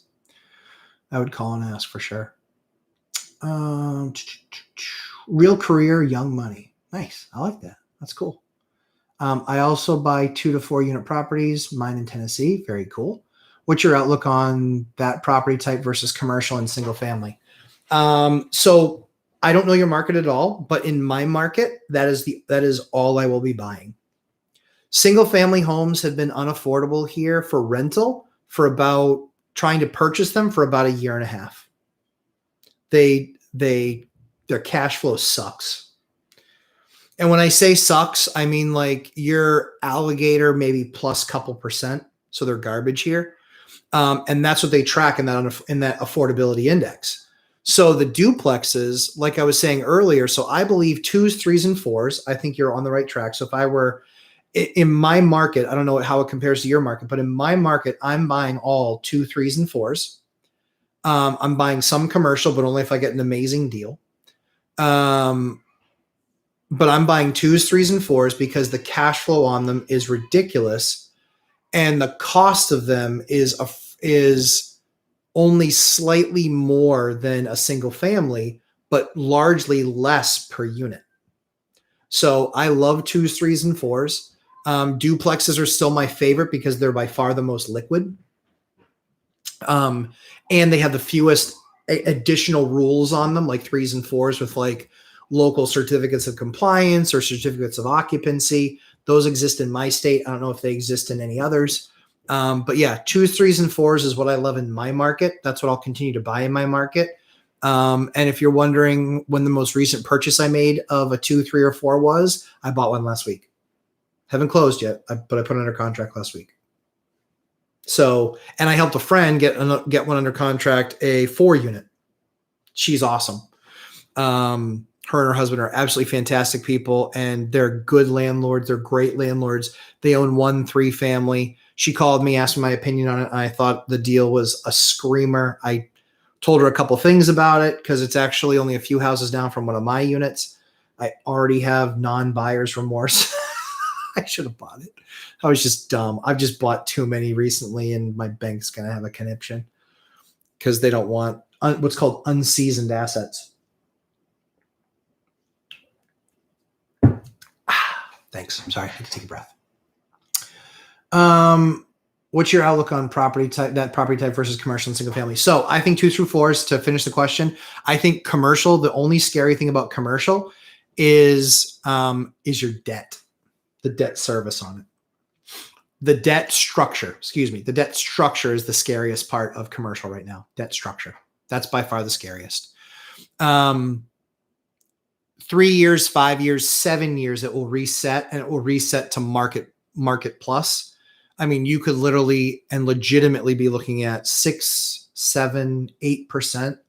If we look at what happened in the 70s, and Mike Zuber and I both believe that we could be in the early parts of the 70s, and what happened with pricing, what happened with inflation, and what happened with interest rates into the early 80s, you could literally have a move of 700 basis points, which, to give you an idea, is basically like mortgages going from 3 to 10%. Your payment almost triples because some of it's for taxes. So your principal and interest almost triples. So if that is a 3 cap, like some morons are buying now, you are underwater. You are underwater in a hard way, and you might be running a check every month. So something to consider for sure. So yeah, 2s, 3s, and 4s, love them. 30-year fixed rate debt. 30-year fixed rate debt, 30-year fixed rate debt, 30-year fixed rate debt, 30-year fixed rate debt, only 30-year fixed rate debt. The commercial stuff is 3, 5, 7, and it's a market plus. And so when that converts, you're going to be paying principal and interest, but you're going to be paying it at a much, much higher rate, which, unless you are printing money off the property, could hurt you really badly and open you up to some pain. Okay. Omar Lara Lima. Hey, brother. Hey, how's it going? I wanted to ask you about coming up with a buying formula, such as ARV 75% minus repairs, minus wholesale fee, MAO. Managed. I don't know what that is. But for a buy and hold investor, do you have a formula? What do you recommend? Oh, okay. So for a buy and hold investor, so for me, Mike explains it best. Figure out what your market is, average, then figure out. So if average is 5% and you can get a deal at 7% and a great deal is 9%, depending on where you are in the paradigm, never do an average deal. Only do good and great. But if you're in the paradigm and you're acquiring a good deal at 7%, yeah, it's a good deal. If you have plenty of money, you do good deals. If you're trying to make sure that you get your next great deal, then wait and hold out for the next great deal. That's why all of my money and a lot of things like what Anna Kelly on Wednesday says, which, by the way, guys, if you're not watching Anna Kelly on One Rental at a Time on Wednesdays, that lady is awesome. I almost called her a chick.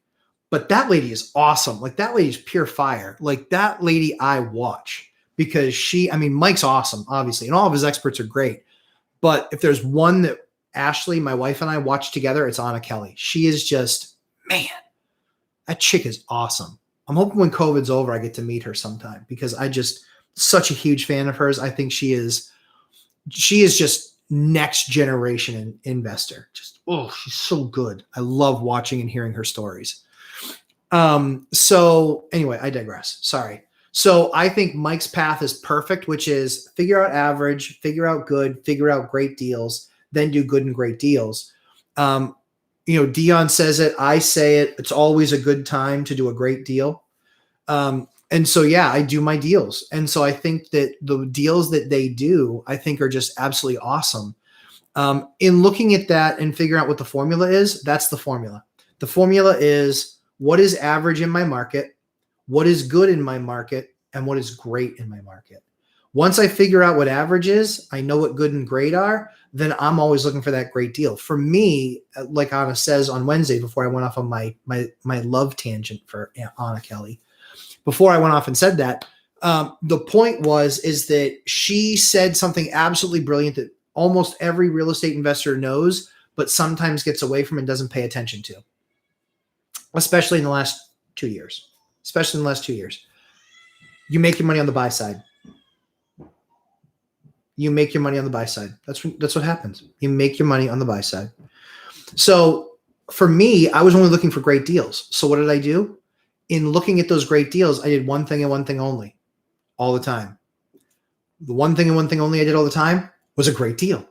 I didn't have to wait. I was always looking for that next great deal. So I knew what average was, and I was constantly recalculating what average was, because average in my market used to be 6. Now it's more like 8, because before it was average was 6, but you could get an 8 or a 10. Now average is more like 8, and you can get a 10 or a 12, or in my case, when I crush it, I'm getting 20s, 30s, and 40s. 20s, 30s, and 40s. My mortgage statement just came out for the 12 unit that I just bought. My principal, interest, taxes, and insurance is $7,000, a little over $7,000 monthly. On that for rents, I am 13. I'm not copying for myself. I'm just like matter of factly. So yeah, that's $6,000 a month. My water, sewer, all that other stuff. If it trends where it used to be, it's like $400 or $500 a month. All in on house panel, everything, blah, blah, blah. And there's 4 coin ops there. Laundry that I don't know how much that brings in because the old landlord didn't keep track. Oh, let me tell you about the story of buying a property from a horrible landlord. Guy was awful. Anyway, so that's what I would do. Omar, Lara Lima, my brother.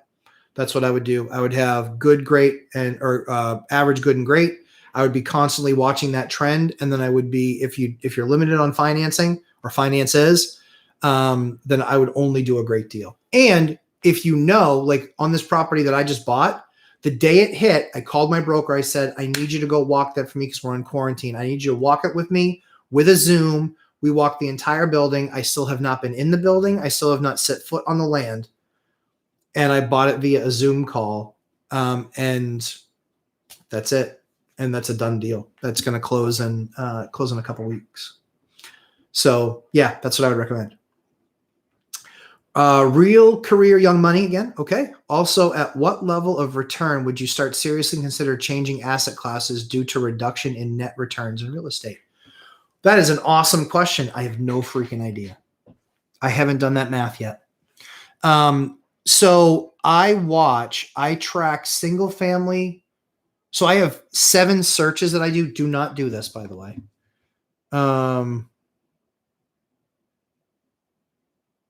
So do not do this, by the way, but this is what I do. If you're in Mike Zuber's one rental at a time course, he recommends that you get really good at one buy box. Okay. And I totally agree with that. But for my markets, I spent a bunch of time getting really good at that one buy box, but my markets are smaller. So there's not nearly as much inventory. That's one thing. If I had to do over again, I would probably have a secondary market or another market that had a lot more inventory that I could delve into. The problem with those is that largely you have very large investors that have big buckets of money that can make any deal happen that they want. So for me, I have 7 buy boxes. 7. I do 3 different towns, but I do the same 2 searches in each of those 3 towns, which is single family and then 2 through 4s. So single family, 2 through 4s. And then I have one that's commercial for all 3 of those towns. Yep. Those are the 7 buy boxes I have. So right now for me, I have 7 buy boxes. So my homework takes about 15 or 20 minutes a day. But I have those 7 buy boxes. Yep. Yep. So what I would do is I would be watching the affordability index like I was. So for 2 years, like our affordability on single family homes, it was just so tight always because we don't have an income tax. We don't have a state sales tax. And so a majority of where they get their revenue is from taxing real estate.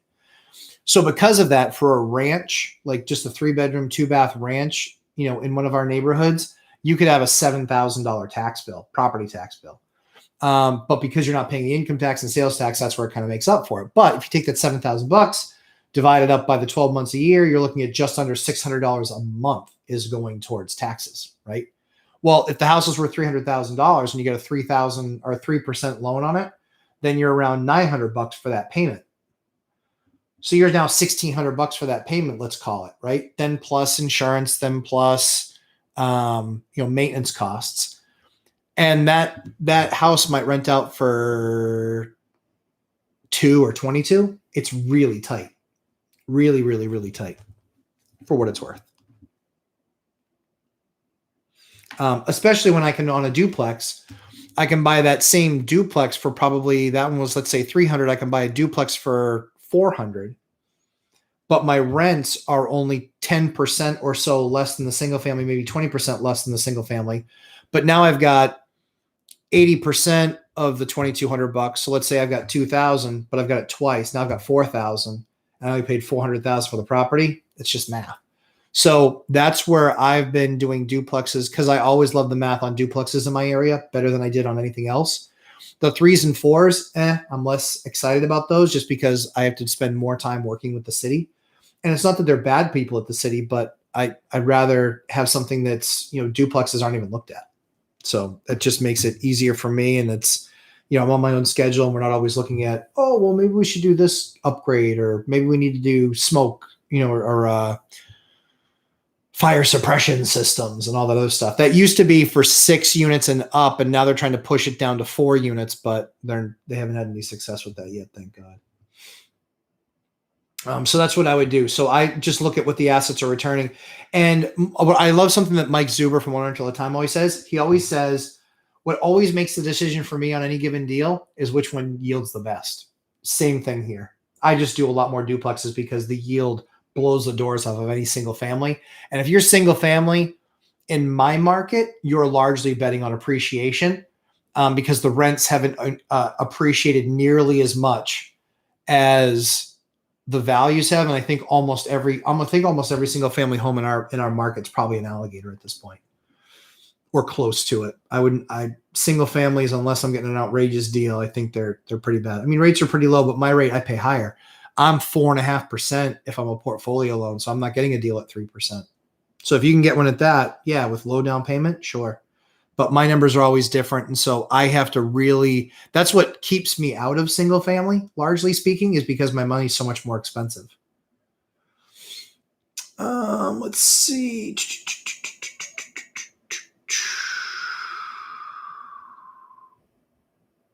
Oh, let's see. Where'd it go? Crap. Oh, here we go. Let's see. Oh, here we go. Looking at infill lots, oh no, wait, did I miss it? Nope, that's good. Don, looking at infill lots, they all so far have existing tap and sewer taps from previous homes that were knocked down. Oh, okay. That's nice. Interesting. Yeah, we don't have a lot of that here because we have a lot of, 140-year-old homes. And so what we have to more be concerned with is districting, heritage or historic. There is a difference between the two, and they both are brutal when you're a landlord. Historic, I have pulled out of deals on. Heritage, I've been able to make them work, but I didn't like it. I didn't enjoy it. Heritage and historic, historic for me is a no-go. Heritage is it has to be a really good deal. Hip Harp 1 Silver. Cool name. I like it. Drive-by appraisers are the worst. Out of local market appraisers are out of their minds. Yes, exactly. 100%. And that's a problem. Hip Harp 1 Silver, again, looking for bug out land that was burned or home removed with power, sewage or septic tank and public water or well. I can rent it out for campers and RV getaway. Yeah. Yep. Yeah, for sure. So New Hampshire, we have a ton of land. So New Hampshire is really kind of split up into 3 sections.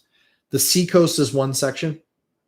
Kind of southwest is another section where you've got like Manchester, Nashua, Derry, Londonderry, kind of all that stuff. I call that Northern Mass, not in a nice way. And then kind of north of there, you really start to get into what's called the lakes region. That's a completely different area. But up there, they had tons and tons and tons of land. I was actually looking for land. I was trying to buy 200 acres. So I wanted just a big, huge plot of land. But much like what you were looking for, I was looking for kind of all those cool things, which was, around a mountain, some streams, that sort of thing. And there were a couple that I found, and they were so overpriced from what they were priced just a couple of years ago. I was just like, I'll wait, because that's not a forever thing. I have no FOMO. I will just wait. Invest to wealth, appraiser on how many units? If you're an appraiser, I'm sure you're a good one. I hope you're a good one, but yeah. On how many units, I don't know. On mine was so yeah, just put down there below. Mine was let's see, what was mine? 7 unit.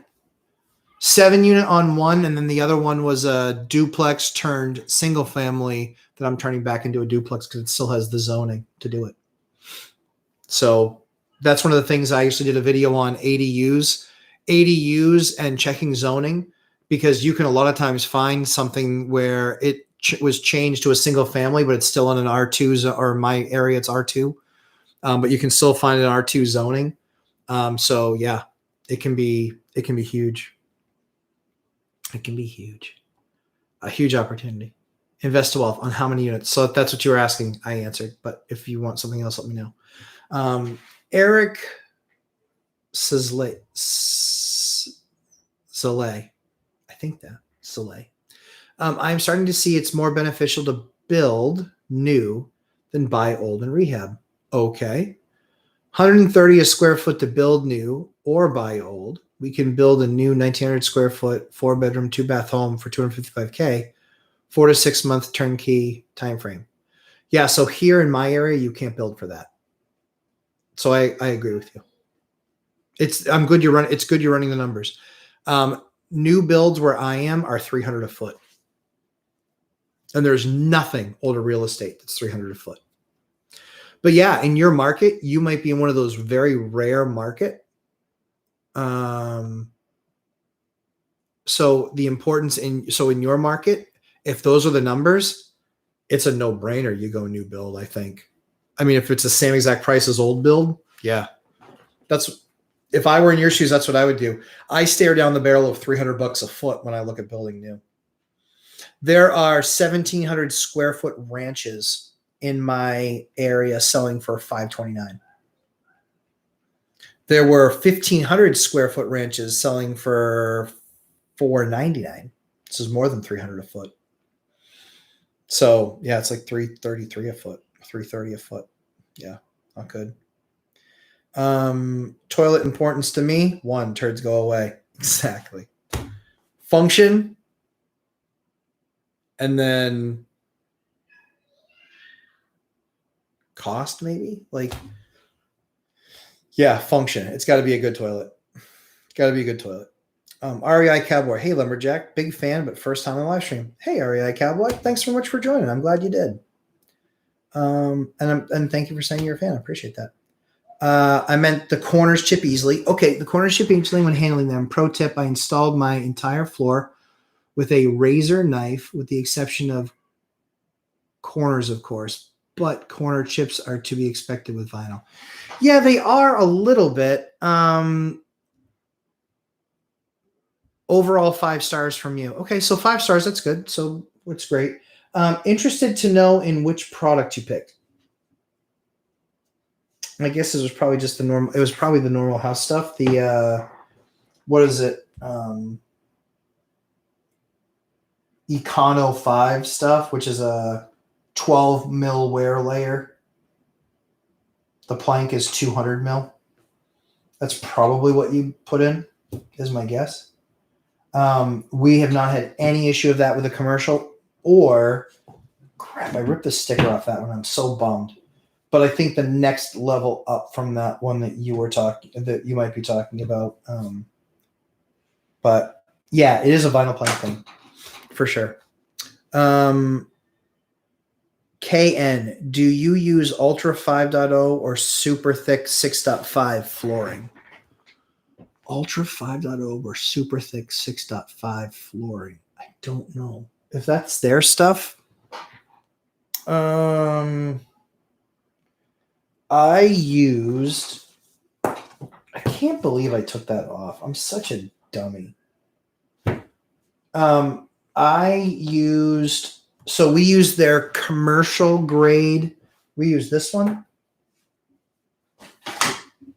We use this one, which is their wicked super duty heavy plank. This stuff was killer. We used that one. And then I also used this one. And I don't remember, honestly. This one was actually pretty good. I mean, I really liked it. It's not as big and beefy as the other one, but the other one we more used because the floor structurally in the other one wasn't the best. We had to, what we got through it was shimming and some things like that. And then, my trick of with goofy slopes or things like that with using either Luan or 1/4-inch ply or 1/2-inch ply or 5/8 ply, and then just pouring the leveler around it using that plywood to take up a lot of the space that you were taking out. Cassidy Ironman. So hopefully that answers your question, Cam. Sorry if I didn't answer it right. Cassidy Ironman, with a cash out refi towards a down payment, should I pull the cash out now or when I get an offer accepted on that duplex? Now. Because they're going to want to see where your down payment came from. They're going to want that money in your bank and they're going to want it seasoned in your bank. And usually they'll ask for they'll usually ask for 2 months of that money being in your account. So if you're going to do that, I would refi now. If you're going to do that, that would be what I would do. I know I don't want to make an alligator, but I don't know if pulling out the max is a good idea. Yeah, I mean, you don't want to make an alligator, that's for sure. You do want to still have decent return.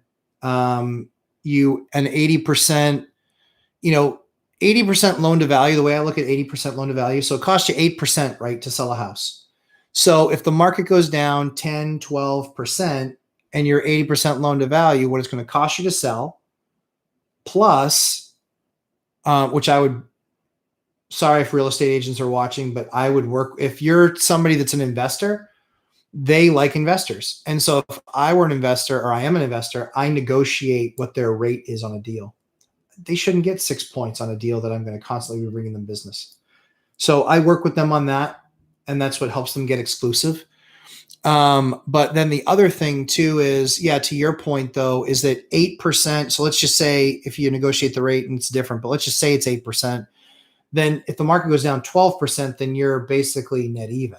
So I would not do, like, if some bank's even willing to give you 90%, I wouldn't do it. I would be doing a smaller loan. I'd be doing a, 80% loan to value cash out. But my guess is the best you're going to find is probably 70. That's my guess. I think your best guess is probably 70 for what it's worth. So that's what I would do, Cassidy. If I were doing that, I would do it. I would do that. This will be my first time leveraging existing equity to get another property, so I'm slightly overcautious, as well you should be. I just said something really objectionable because a bunch of people just left. Oh, I think it's because they realized that NFL football is on. Andrew Wilkins. Thanks, Matt. Love the channel. You're very welcome, Andrew. I'm glad you do. Thank you. I'll update you on the deals when I get them. Comments are too small to provide all the details. There's a lot going on right now. Yeah, for sure. Definitely let me know. Keep me posted. Would love to hear it. Would love to know what you guys are doing. And keep me posted on what's up. Definitely want to know. Crimson Knight. 4 pallets. They sloppily stacked 2 on top of each other. So a lot got damaged. Yeah, that's just dumb.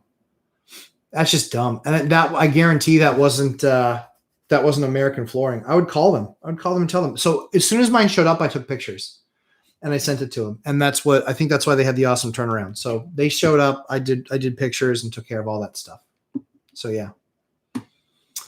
Jeremy Kirkwood. Yep. They leave on the 22nd, I think. Yep. I took some advice at our in on VRBO as well and used different picks because I am the only game with an with A+ large home that can host large family.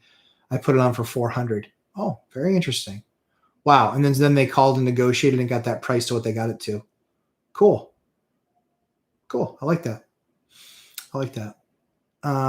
Yours came from Matthew Paris. Mine came from Vegas. Yep. 40 boxes. Yep. Only one box with minor damage on the corners. So it wasn't even an issue. Good. Just use that box as starter pieces. Yep. I probably broke more than they did being careless. Yeah, sure. I love it. And then Jeremy, creating your own market over there. Jeez. What do you think you are? Wolf of Wall Street? Freaking start calling you Jordan Belfort, not Jeremy Kirkwood. Crimson Knight. I'll send you an email with the name, but it looks like an apprentice did it based on addendum. Okay. Interesting. Yeah, I'd like to know who did it. I'd like to know who did it. Ninja Vanish 24/7 is my guess is what that name actually is. I'm curious if you use paint sprayer or rollers. Paint sprayer. Paint sprayer. When you're building your team, or when I'm building my team, I want a standard finished, beautiful product. And I hate brush strokes in the semi-gloss paint, number one. Number two is rollers are okay, but when you have a painter do it with an HVLP gun, and all you have to do is I have my crew that will actually set up and they'll put all of the paper down and they'll tape everything like they need to. And then the artiste comes in with the paint sprayer and he just gives it that beautiful, beautiful finish that literally looks like glass. It's one of my favorite parts about my projects. I love it, love it, love it. He does an amazing job. Jerry is absolutely spectacular. He is the man. But yeah, absolutely love Jerry. But he is an artist. He is just a machine. Everything gets taped off. He comes in there, he sprays that stuff on, and it is like glass. So I'm a big proponent of the spray, and it's far more durable. It's just, I mean, I've literally had, black marks and things like that on there, but because the paint is so durable, because it was put on with an HVLP gun, I can still get it clean. Semi-gloss paint, I can still get it clean if it's been put on by a sprayer and I don't have to be constantly repainting. It's more expensive, sure, but it's well worth it because it uses more paint and because obviously you're having a sprayer do it. But overall, I think on the project, it probably saves you money unless you're doing it yourself. Crimson Knight 921. Oof, that rough if it only natural gas. Yeah, makes it not worth it. Could be. Yeah, could be. I would definitely touch base with them. Crimson Knight 921. Can attest to Duplex and H, a single family up on the same street sold at the same price as your duplex. Yep, but you can get much more rent. So yeah, Crimson Knight nailed it. That's exactly right. G Glover, I wasn't clapping for myself. I was being matter of fact, but it wasn't a pretty amazing deal. And I would say that it was worth the clap. Clever. So yeah. Heather McIver. Hey, Heather, I know you're from Alaska. Just caught up on everything this morning, 2x speed. Have you ever had a tenant smoke pot in one of your units? Yes, it's 2021. I definitely have. An inherited tenant is a great tenant so far, but found out she is smoking pot in her unit. She goes outside to smoke cigs. It's a non-smoking unit or whatever. Yeah. So what I have in my lease is abide by the laws of New Hampshire. And so we haven't thrown anybody out for smoking pot because medicinally it's legal here. It's not legal recreationally. I am a libertarian, so I largely don't care. I really just don't care. The only thing that I care about is inside or outside the unit. And I get it. Like if you're smoking inside, but if you're smoking inside, it affects other people, especially if it's a duplex or a unit above you. That's what I have a problem with. So largely don't care about dope. The only thing I care about is if you're doing it inside and it's affecting other neighbors, because it's a non-smoking apartment. That's what I care about. And if any of this information is valuable to you guys, please hit that Lovely thumbs up button. Let's see. Crimson Knight. Any type of plywood you recommend for leveling? MDF, hard plywood, particle board. Not particle board. Not particle board. Not MDF. Nope. I only use real wood. Real wood. And just what they have there that's real wood. Like a Home Depot.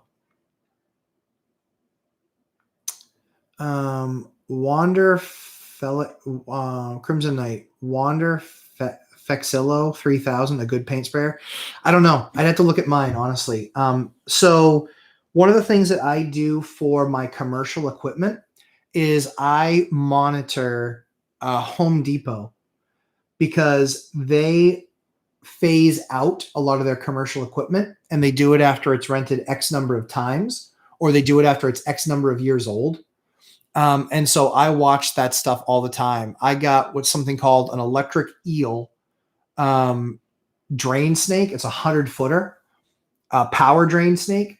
They're like $1,500 brand new. The one that I bought it for $540 used from Home Depot. I'm not going to use it every day. When it got rented from there, it was being used for what it was intended for, but they let it go. I bought it for a few $100. One call to a drain snaking company, $500. One call, I paid for the thing. I've already used it in the year that I've had it. I've already used it 3 times. So that thing is just going to pay for itself over and over and over and over again. So yeah, I love that thing. But yeah, also, so I bought my sprayer from whatever Home Depot was using. Those sprayers were like, I looked them up and they were between like $3,000 and $3,200 for the sprayer that I got from Home Depot. I bought it used for $700. Worth its weight in gold. Worth its weight in gold. It's awesome. My painter a couple of times said, "Hey, I'm having a problem with my sprayer." No problem. Want to use mine? You have a sprayer? Yep. Want to use mine? Because I couldn't afford the delay. So he's like, "Yeah, sure. I'll spray with yours." Played with it for like 15, 20 minutes, got it down pat, and he started spraying with mine. Huge, huge, huge savings. Huge. Matthew Paris, residential Alaskan oak. Cool. Yeah. Yep. That's pretty. That stuff is pretty. Recommend vinyl wood strips or MDF? Vinyl wood strips. Vinyl wood strips. I don't know what you mean.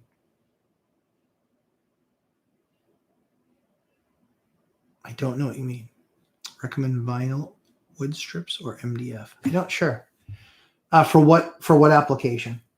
So these are vinyl. I don't know if you're calling them wood because they have a texture to them and they're supposed to look like wood, or they're supposed to feel like wood, which they do. So I don't know. But Journey L. Diaz, if you repost that, I will answer. Rob, good morning, sir. It is Real Estate Palooza here, Rob. Price and Pride. Nicotine is nasty. Nothing wrong with cannabis. 3 guesses. First 2 don't count. Price and Pride smokes dope. And again, I don't care. I really don't care. Touchy-feely lumberjack. Yeah, right?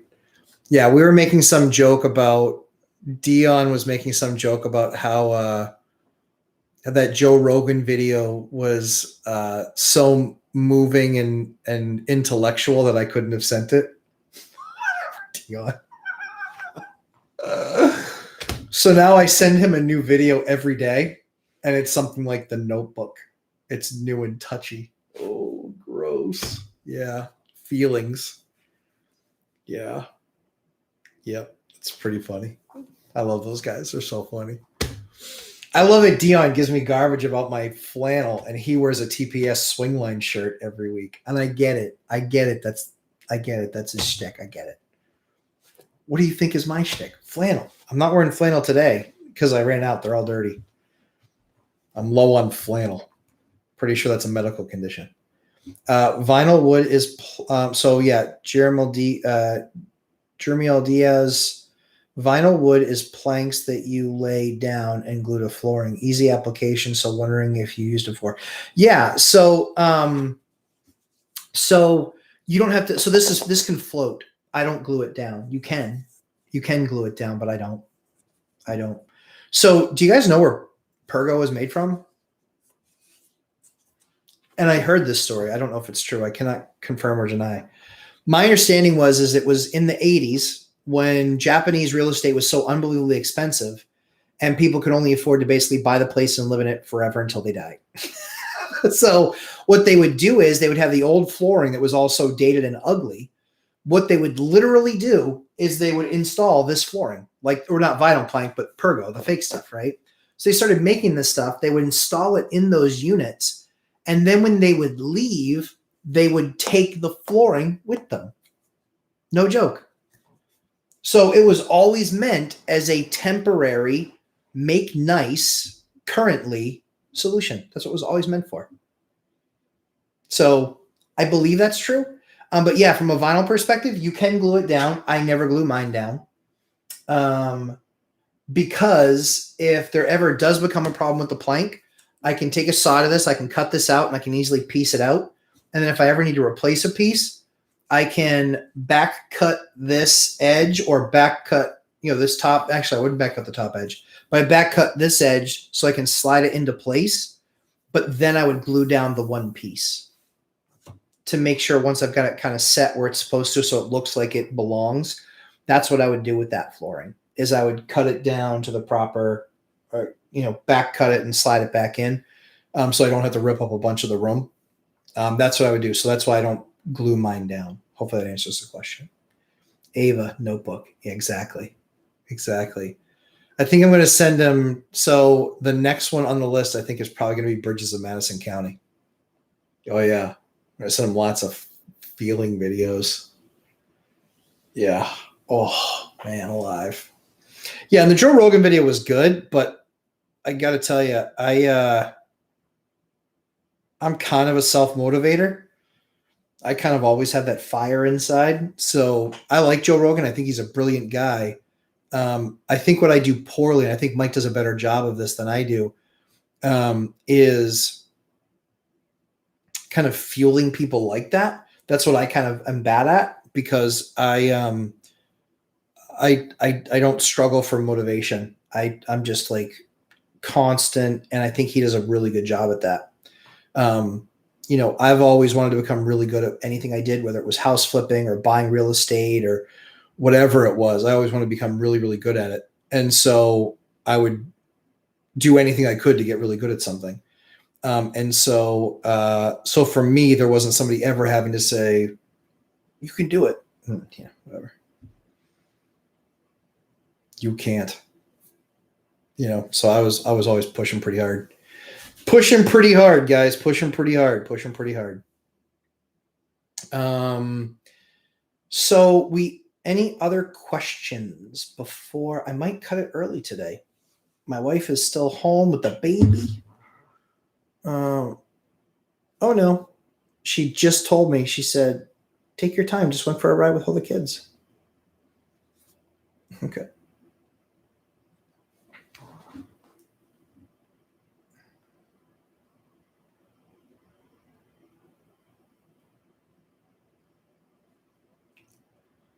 What a great wife. She's such a great wife. Love my wife. What's really funny too is I told Mike that I want us to do a session on Two Truths and a Lie. Me, Dion, and Mike. Two Truths and a Lie. So I don't know if he'll do it. I think he will. I know Dion will. But yeah, Two Truths and a Lie. Two Truths and a Lie. I want to do that with those guys. I think it'll be a lot of fun. Two Truths and a Lie. My life is quite outrageous. I know it doesn't look it on TV.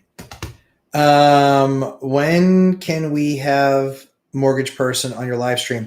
Good question. So they won't be on I don't think they'll be on they might be on the live stream. That really depends on what Matt's schedule is. We're definitely recording.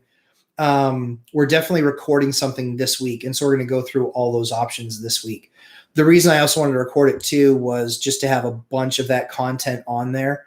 So people can go back and refer to it all the time. Because I know that there's a bunch of these programs that are brand spanking new, brand new. So Janet, a lot of those will be in that video. Andrew Wilkins, love watching y'all with Dion. Oh, thanks. Yeah, I love working with Dion. I think it's so much fun. I watch his And here's the thing, like I'm fans of theirs too. Like I love watching their stuff. So I was on Dion's live stream last week. I think it was like 9 to 10:30 or something, or 9:30 to 11. I was on his live stream, the whole entire thing. I loved it. I had so much fun, asked him a bunch of questions. Because we don't get a whole lot of time.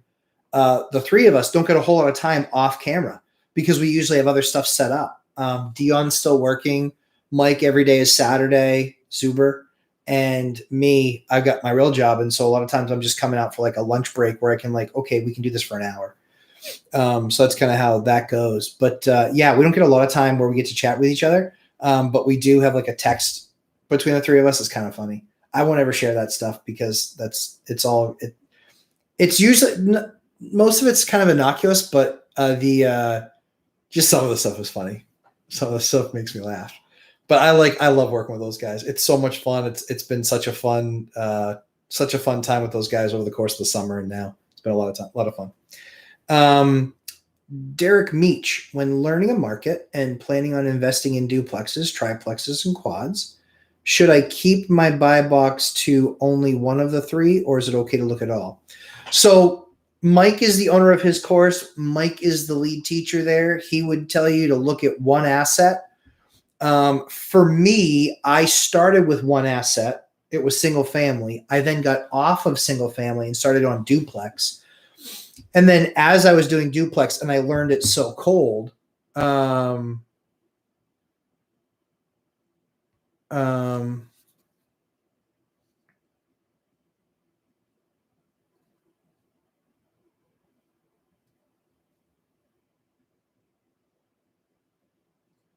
hold on a second.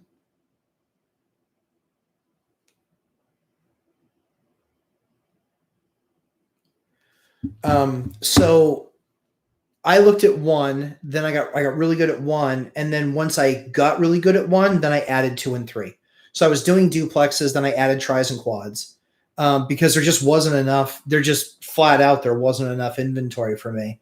Even now there's not enough inventory for me in these 3 towns, especially when trying for a great deal, but when a great deal hits, tris, quads, I don't even keep my spreadsheet anymore, guys. I'll be honest. It's so cold, so up here. I can look at the MLS listings and just boom, through them. And I know right away, numbers, layout, it takes me most properties I can eliminate in less than a minute.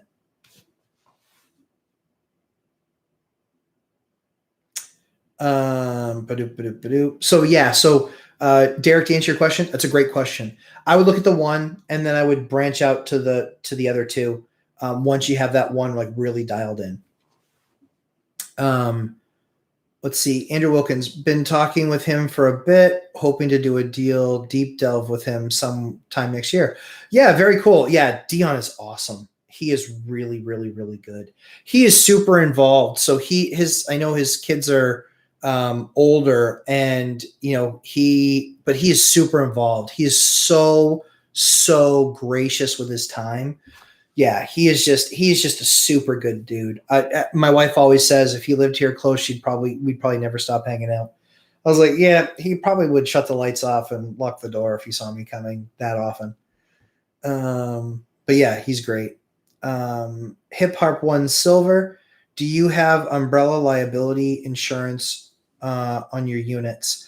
My entire insurance strategy is set up by my insurance brokers. So I'd have to ask them. Andrew Wilkins, my wife and I want to do a channel, but every time we've tried, it's just kind of gets cringe and hard for me to edit. I understand that. Yeah, I understand. I'm trying to do, the tough thing is with Eliana going through what she's going through, the tough thing is I want to do one with me and my wife. So you guys get to meet Mrs. Lumberjack, because she's the exact opposite of me. I'm big and hairy, and it's Beauty and the Beast, really. Yep. It's Beauty and the Beast. My wife is amazing. So I'm super blessed. Matthew Paris, you should get some 45 614 Ts. Oh shit, that's such a good idea. I got to make sure it happens first. If I do it, if I can do it, I probably will. Because let me think. So let's see. So let me do the math real quick. So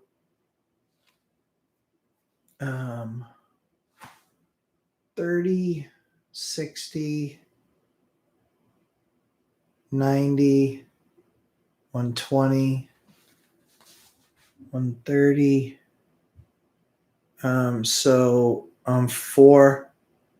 So he did. So for me, that would be me retiring basically like December of 22. December of 22 is when that would be me retiring. December of 22. Thereabouts. That might be perfect timing. But yeah, December of 22 is when that would be. Yeah. Yep. Man. 40. And for those of you who are wondering what he's talking about, Mike Zuber from One Rental at a Time retired at 45 years, 6 months, and 15 days, exactly on the day. So but for him, since then, every day has been Saturday. And for me, I am not retired. I still work a day job, and I am 44.5. 44.5. Yeah. 44.5. So I'm 44 years, 5 months. He retired at 45 years, 6 months. So I have a year and a month and 15 days, about thereabouts. So yeah, I love that idea. Derek Meach, thank you. You're very welcome, Derek. I appreciate you showing up and having some fun with us on the live stream. Ava, would you happen to know about FHA self-sufficiency test on a multifamily, say a fourplex? Is it 75% of rent here from 3 units has to cover the full mortgage payment, including the owner-occupied portion? I think it is 75%.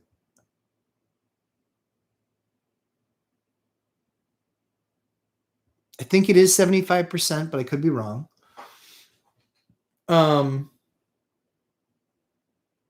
They only count 80 or 85% of your rent, of the rents. So let's say it's 1,000.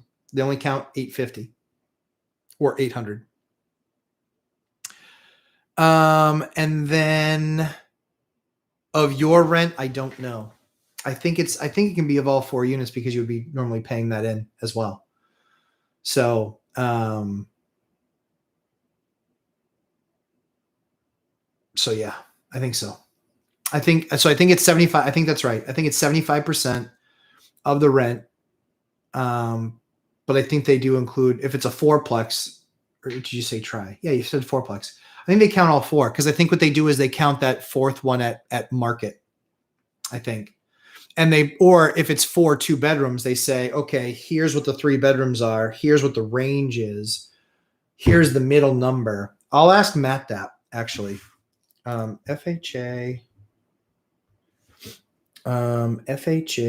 rent calc. Okay, I'll ask him because I actually want to know the answer. I think I'm right. I'm not. I don't know that I'm right because again, I don't do a lot of FHA. I don't do any FHAs. I only have worked with them with students. Heather McIver, I think you missed a question or 2 between my comments above. Okay, let me check. I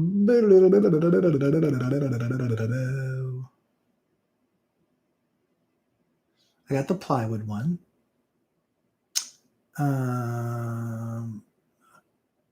Toilet talk. Yep, Jeremy. It is good toilet talk. The Viper, the Gerber Viper is the standard toilet that we use, for those of you who are wondering. The Gerber. Oh, I see one that I didn't get. Merrimack Valley, Seacoast, Monadnock, Keene. Yep, Lakes region. North Country, Upper Valley, Lebanon. My opinion are NH regions. So yeah, so you gave 5. If you're from here, yeah. If you're not from here, then yeah, it's basically Northern Mass, Seacoast, and then woods up in Lakes region. You know, it's woods and trees, and a lot of that stuff is the same. And then you can just pick which are really good. And obviously, the further north you get, the less dense it gets. Advice on dealing with woodpeckers. I don't. What did I? Owl. Oh no, not owl. Was it squirrel? No, pigeon. No, not pigeon. Maybe pigeon. Pigeon, we put it on an owl. Yeah, pigeon we put on an owl. I don't know of any of the. I don't know about woodpeckers. Woodpeckers. Interesting. We have a couple of adult woodpeckers. I think they're endangered, but we had a couple of adult woodpeckers, and honestly, they were the big, tall ones. They're beautiful. So we live in an area where we have a lot of conservation land behind us. And so we see it all: hawks, eagles, the big woodpeckers, and then everything else: deer, baby deer, big deer. Bobcats are probably the most aggressive thing we see.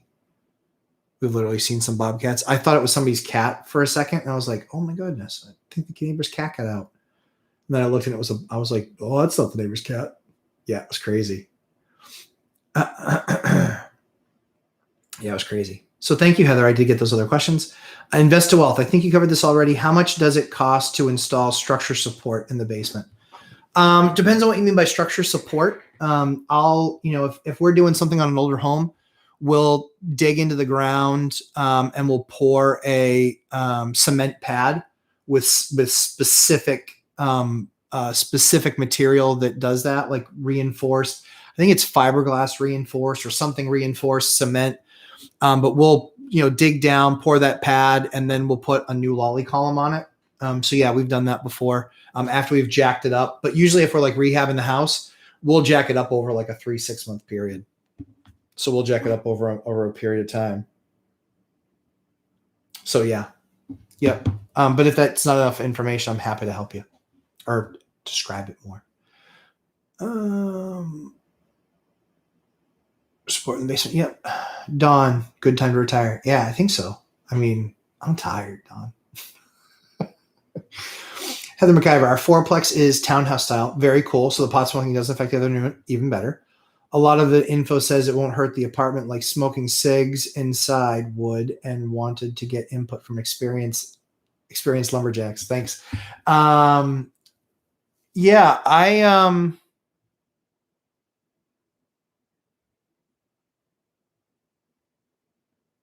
yeah, it hasn't been an issue for me, thankfully. And I know that we have some tenants that have smoked in the past, but it hasn't been an issue. So not horrible. Ava, I see. Thank you. I was confused about that reading. It's tough to qualify on an FHA quad due to self-sufficiency test. Yeah, but I think that those rules are going away. So I don't think they're going away, but I think FHFA, not FHA, but FHFA, I think is actually making some changes to those programs. And that's what I'm going to talk to Matt about. Because those programs that they're changing are the difference. Those programs that they're changing are absolutely the difference. Yep. Dawn, then you can do more live streams. Yep. It's true. I probably will do more live streams. I'm talking about potentially changing this. Maybe changing this, but I'm talking about potentially doing this on like Sunday night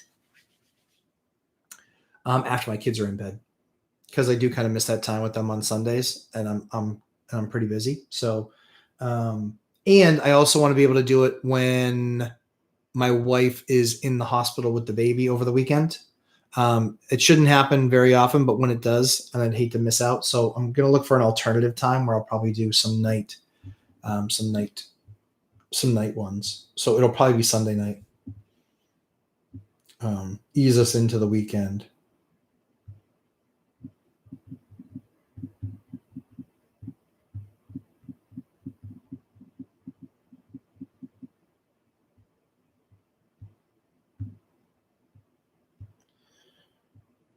All right, we got a couple more minutes to go. I'm going to cut short today, but not all the way short. So I'll still keep on going until the wife says she's back, because we're going to go for a family drive.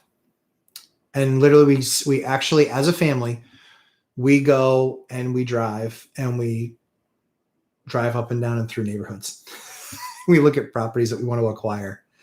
We are kind of weird that way, but we do it as a family. My son, Samuel, we started joking about the fact that he wants to buy everything, so he will not be the CFO. He's like, Daddy, we should buy that one. I'm like, no, Samuel, double yellow line. It's too nice. We can't afford it. We need to be buying something we can fix up. And then like 7 houses later, what about that one? Okay, yeah, that one's all right. That one's good. So yeah, I think he would make us grow too fast. We'd probably get in financial trouble. Yes. So Don at Crimson Knight 921, I bought the Wagner and didn't like it. Bought the Graco 417. So Graco I know is good. Graco I know is a good brand. I think that's what my my guy uses now. Yep. Matthew Paris, good day, sir. Great content as usual. Until next week, sir. Have a great day. Thank you, Matthew. You as well. Basilio. Oh, hey, Basilio Alcantara. Do you think term life insurance is very important when owning real estate in case something happens to me and my wife has to deal with all the debt or vice versa? I am the horrible, I am a horrible person to ask about that. Because that is not something I spend much time in. And that is a huge personal decision. So, yeah, huge personal decision. How we are set up is, we do have insurance on both of us. And I had to revisit that. I had to look at it because we changed it since we had kids, and I can't remember what we changed it to. Because we obviously have to have costs covered if it happens to both of us. So, great question. I am the wrong one to ask, but you know who is? I think is it Mark Cohn or Kohler? Mark Kohler. Mark Kohler is awesome. I watch him. I haven't implemented all of his stuff, but I've implemented some of it. But he's awesome. He's really, really good. Yeah, he's really, really, really good. Know thyself first. Do you buy condos? Nope. Anything we should avoid compared to 2 and 4 units? I don't like condos. HOAs are a hole in the ground. I think they're garbage. They bust balls. They are more than happy to bust balls on tenants. Some of them have tenant covenants. I've seen some HOA fees get absolutely ripped out of control. Like I've got one of my buddies who invested in a HOA fee. When he first invested, it was 3.25. Now it's 6.25. It's almost doubled. And I think that's in like 10 years. Nah, not for me. Condos are not for me. Mike owns one. Mike owns one, and I think he bought it super, super right. Just too scary for me. It can get upside down fast. I think he said he bought his for cash, and that was smart. I think what he did was a great idea because the HOA fees never stop. So not for me, not a good fit for me. Evening times would be great. We are 4 hours different. Yep, I agree, Heather. Crimson Knight, nope, too many meetups. Busy man, Crimson Knight. Know thyself first. How do you use insurance to protect your assets and rental income? You'd have to ask my CPA and my insurance guys. They came up with that strategy. Largely. Yeah. I know if I start talking about that, I'll get it wrong. Because they explained it to me and said, this is the path we want to go down. And I asked the questions of, what does that do for us? How does this help us? How does it hurt us? What's the risk? Those are the kind of questions that I ask. And so when they come up with that strategy, yeah, that's something that out of my depth. Out of my depth. Do you, Ninja Vanish 24/7, do you paint your walls and ceilings the same color? All walls and ceilings the same, including bathroom. I paint all my walls the same color. It is Stone Harbor Gray from Benjamin Moore. I buy that by the 5-gallon bucket, probably weekly. All of our ceilings, we use what we used to use is Master Hide, which is the primer that goes on top of sheetrock. We use Master Hide. And so we did that for a long time. And now Master Hide got so expensive because of the clay freezing issue down in Texas. And so we use whatever that replacement for that was. But that's usually what we leave the ceilings. We don't usually do a ceiling paint. We usually, spray the entire place with the Master Hide, and then we do Stone Harbor Gray on top of it. How do you handle tenants wanting to mount TVs? So mounting TVs, I'm okay with, but I told them they have to leave the mount because it's now a fixture. And I have say of where it goes, obviously. Have done 3 installs of American flooring so far. Thank you. Oh, very awesome. Shopping experience has been great despite some shipping delays. That's great. Thank you, Know Thyself. I really appreciate that feedback. Yeah, I think we've done probably 10 installs now, and we haven't had any issues. The only issues we have seen are, like you said, they've really been much more focused on shipping stuff. So if any of this information I've shared with you guys today was helpful, please give me a thumbs up. Please, please, pretty please, give me a thumbs up. Because as always, want to share my stories with you, but want to try and help that YouTube algorithm as well so we can help more people out. So please give me thumbs ups. UCD Port, hey Lumberjack, in your opinion, what are some of the best areas in Southern New Hampshire to raise a family, good family values, maybe moving soon? So the area that we are in, good family values start at home, obviously, right? And the area that we're in, we're kind of seacoast. So Northampton is nice, Rye is nice, Portsmouth is nice, kind of right up the seacoast. So yeah, right up the seacoast. So Northampton, Rye, Portsmouth, Exeter, Stratham, those are all kind of one town in from those seacoast towns. Greenland, all kind of nice areas. Dover's good too. Somersworth has pockets. It's a transitioning city, but Dover's great. Somersworth, good. Yep, Somersworth, good. Areas of Somersworth. Yep. Know thyself first. My contractor argues you don't need 12 mil LVPs for rentals, though. I mean, you don't, I guess, but I don't want to change. I'm sure he would argue that because he wants to replace your floor more often. For me, I would rather, I put commercial in because I want it to last longer. And I think their commercial product, they say if installed in residential is guaranteed for 30 years. I don't know what their guarantee is. I haven't ever asked Marty that, but that means they're pretty confident that that product is going to stand the test of time. And we're picking flooring that, quite frankly, shouldn't need replacing for 30 years. And if I can get 30 years out of my floor that I spend, $4 product and install $4 to $5 a foot on, and I put 1,000 feet in it, and it's and I can get 20 or 30 years out of that. Yeah, I'm elated. I am elated. Yep, elated. So I don't know what the minimum is you can go with. That's what I use whatever they've got, and I've been thrilled with it. For flooring thickness, I've heard 5 millimeter. Yeah, they make 5. That might be wear layer. 5 millimeter, and you can go with a 5 millimeter wear layer. But that 5 millimeter, I'm pretty sure is wear layer. Mm-hmm. I have rotted sidings on a house we just bought. Is that easy to fix? Yep. You might have to replace the sheathing underneath it. So yeah, I bought a house. I've got the same thing. They're actually stripping it and then sheeting it up, areas that they need to resheet, and then they'll wrap it, and then they'll do all the things that they need to do. So yeah. Nisi Ellison, Sunday church butts into this live stream time. Yeah. So praying for the baby. Much appreciated, but would love evening streams. Cool. Yeah. That's the other thing too, is that we do church in the morning as well. Right now at home, live stream. Crimson Knight, Hudson, Hollis, Salem, Londonderry are good choices in the center of the state. Yeah. You get more Massachusetts there.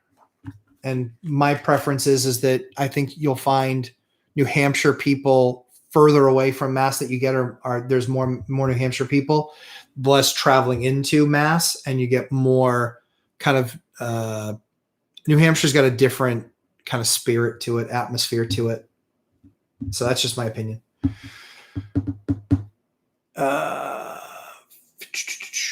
My samples say 50 years. Yeah, it's a long time for some of that product. For that 12 mil wear layer stuff. Yeah, that's correct, Don.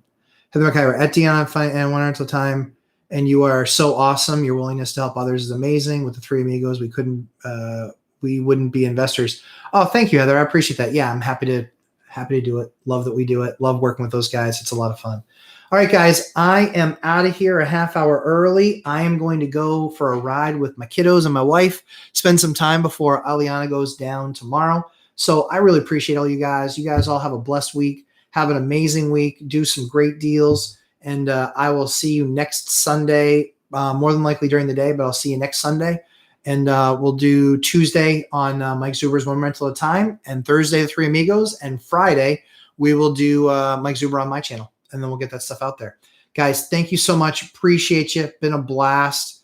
Do I use James Hardie siding? No, because it's unbelievably expensive. And it is unbelievably expensive and difficult to work with. And vinyl has been very good to me for 30, 35-year installs and some of the stuff that we've done. So for now, I'm going to stick with vinyl unless we go something super high-end like on the ocean. Then we might consider like the Hardie vinyl and like long-term, life-term stuff. So thanks very much, everybody. Have a great, awesome, blessed week. I'm going to go spend some time with my fam. Take care, guys. Bye, guys.